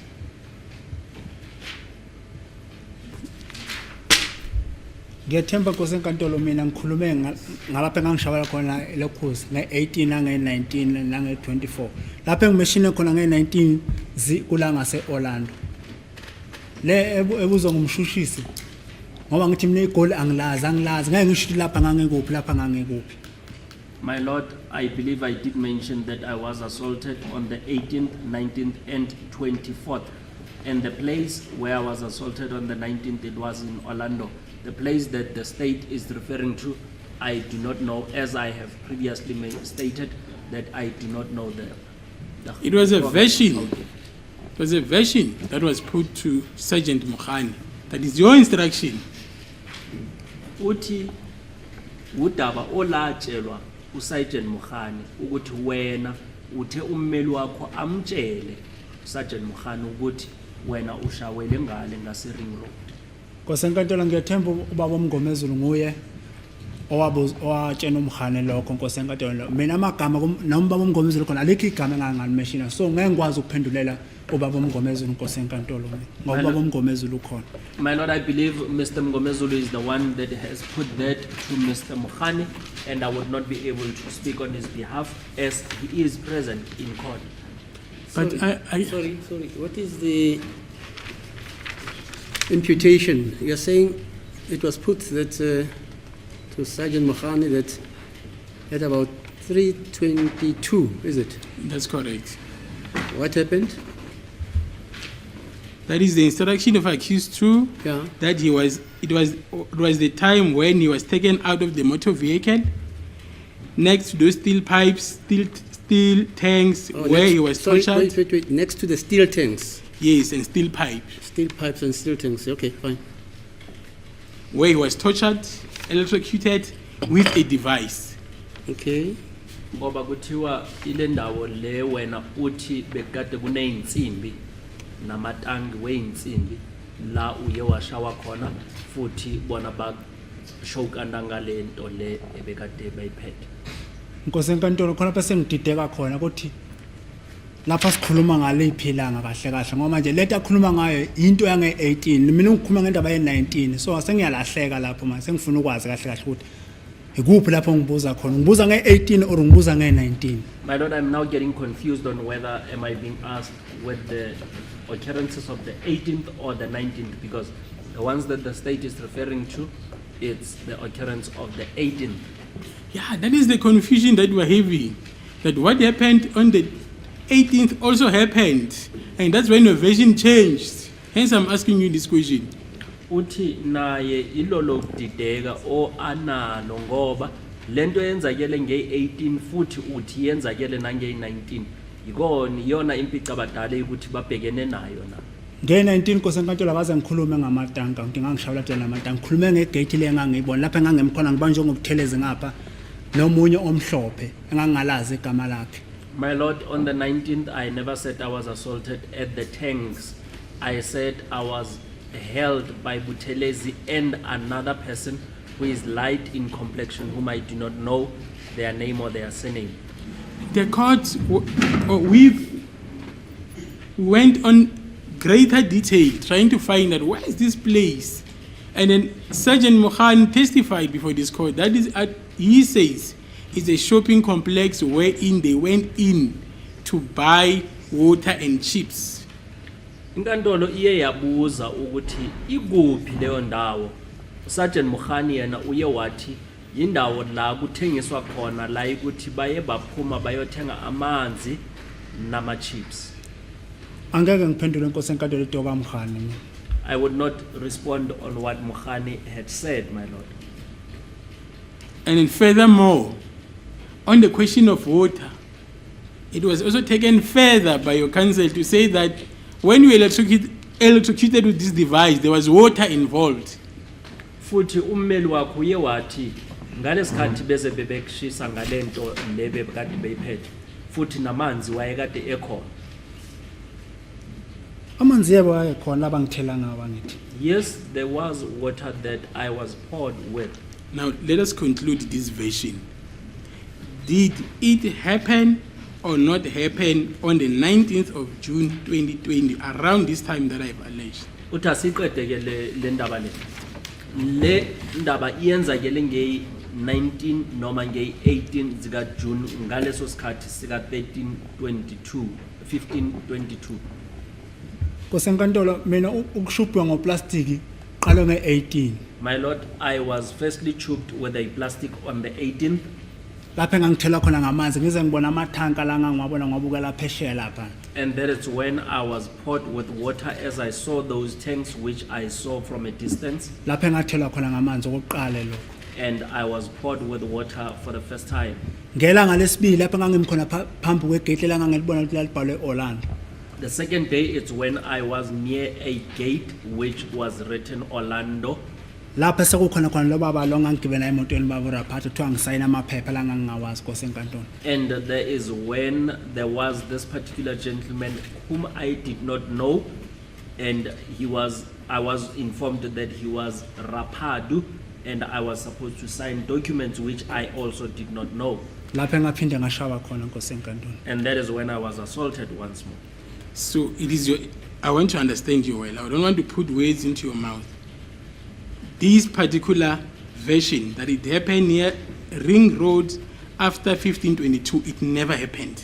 Uthi umshushisi akafuni ukugwinyisa amazwi le ndaba yokuthi wena ubukade ungase Ring Road ngabo 1522 kusho ukuthi imizuzu nje ngemva kwehora lesithathu ayizange yenze. Angikwazi umgwaqo walapha Nkosi enkantolo mina. I do not know the name of the road, my lord. I'm not asking you the direction, Mr. Ntanzi. I'm saying this assault, did it happen or not happen? Uthi akakubuzi ukuthi umgama lomgwaqo yeliphi. Ubuza ukuthi Please record, Madam, I do not intend to interject this way of cross-examination unnecessary, but I think the state needs to be very honest with this witness here. Because this witness consistently keeps on saying, I do not know the names of the roads there. At least if we were to say, according to you, this type of an assault, and they just try to give an example of how the assault actually happened, then probably that would give a clue as to what is it that the state wants to get from the witness. But to simply say to the witness, did this incident happen in the ring road or not? That is very unfair to this witness after he had repeatedly told this court that I do not know the names of the roads there. Thank you, my lord. Yes, My Mr. lord, Sibande. it is in line with the AVL, and the difficulty that I have, the assault is being duplicated in all these places that he mentions. So I cannot say this was particular in this particular incident. Sorry, you're saying this ring road Yes, appears on the AVL, on the AVL, yes. that the vehicle traversed There- that road, That's correct. right? To where? On its way to Pokeng, my lord. Okay, so it was on its way to Phuket. That's Does correct. it mention the time? If I can just go back to the AVL.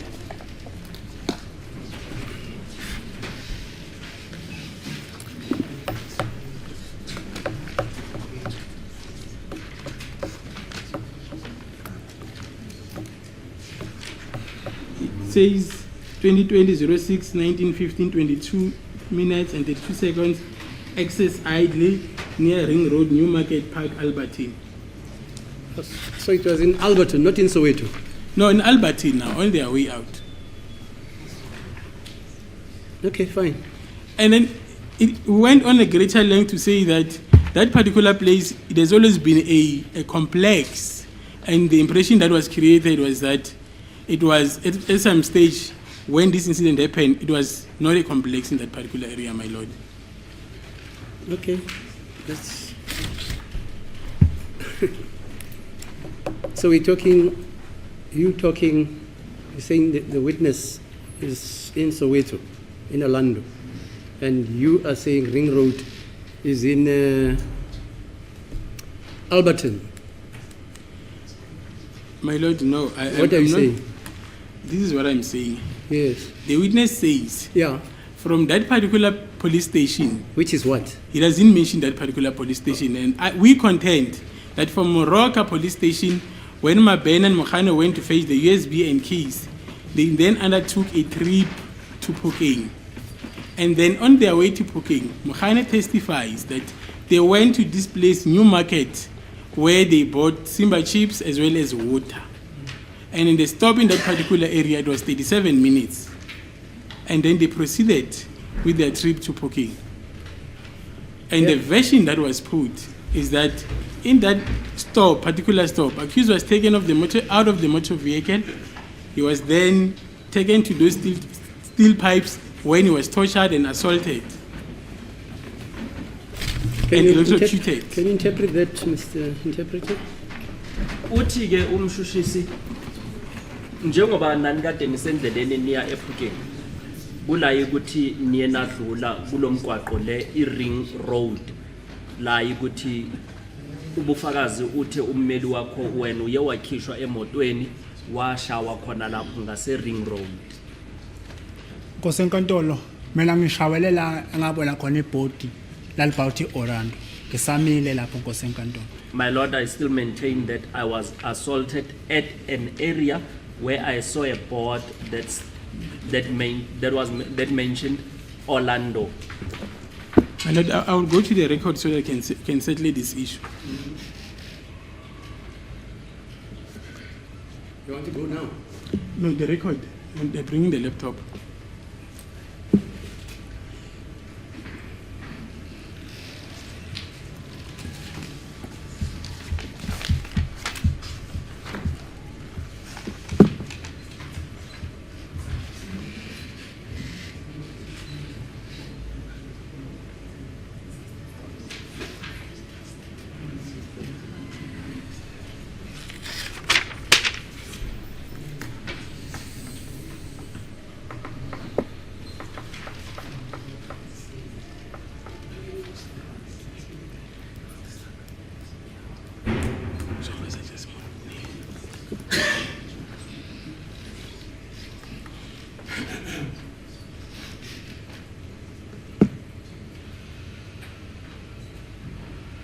Okay, I'll start reading from, Page, it's page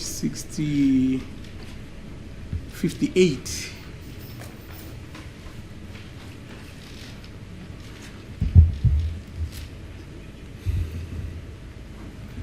Mr. Mngomezulu, let me clarify. Page 58, the date, 15 November 15 2023. November 2022. 23. Sorry. Okay, fine, yeah. Mr. Mngomezulu, let me clarify this for you. For you to have a better understanding, do you see 1417? Is it 1417 or 1412? Mr. Mukhani, yes, I can see it. Where it reflects Ring Road, New Market. Mr. Mukhani, yes. That place is in Albertine, Mr. Mngomezulu. Mr. Mukhani, I'm listening. Which off-ramp, if you were driving from N3, you were going to take when you were going to Albertine? Which off-ramp were you taking? Mr. Mngomezulu, may I put it in this way? When you're driving a vehicle, at times you see these boards, but you forget them. I see a board, however, I will not recall today on what was written on the board. So let me move to page 59. Mr. Mngomezulu, what I wanted to give clarity on is the fact that... Same day, say. Remember, I'm not looking at the record. Is it the same day? Yes, The 15th still? indeed so. Okay, fine, okay. Mr. Mngomezulu, what I wanted to give clarity on is the fact that when you drove from Fosloras on A3, it is not the same off-ramp that you used to join New Market, but it is not the same off-ramp.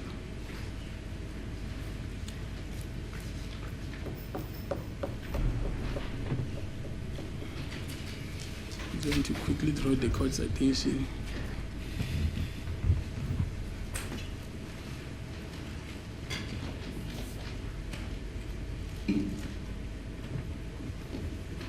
Okay. On the proceedings of the same day, 15 November 2023, on page 63 now. Yes, here's the relevant section. Mr. Mngomezulu, to 1522, and the car was on excess idly. Do you see that, Mr. Mukhani? That is correct. Yes. Then, in between those times, it is a period of 40 minutes. Do you see that? Are you stating that's Mukhani? And then Mr. Mngomezulu, that is the instruction of accused 2, that was the time when he was taken out of the motor vehicle next to those steel pipes, steel tanks, where he was tortured with that electrocuted with a device. That was the time. Okay. Yes, Mr. Rapp. And then it's very important as well to mention what was the response from Mukhani. If I recall very well, Mr. Mngomezulu, you had alleged that we took him to the steel pipe in Soweto, Orlando, before we took him to the officer Rapadi and officer Geninda came, and now you are saying we took him to steel pipe in Albertine. So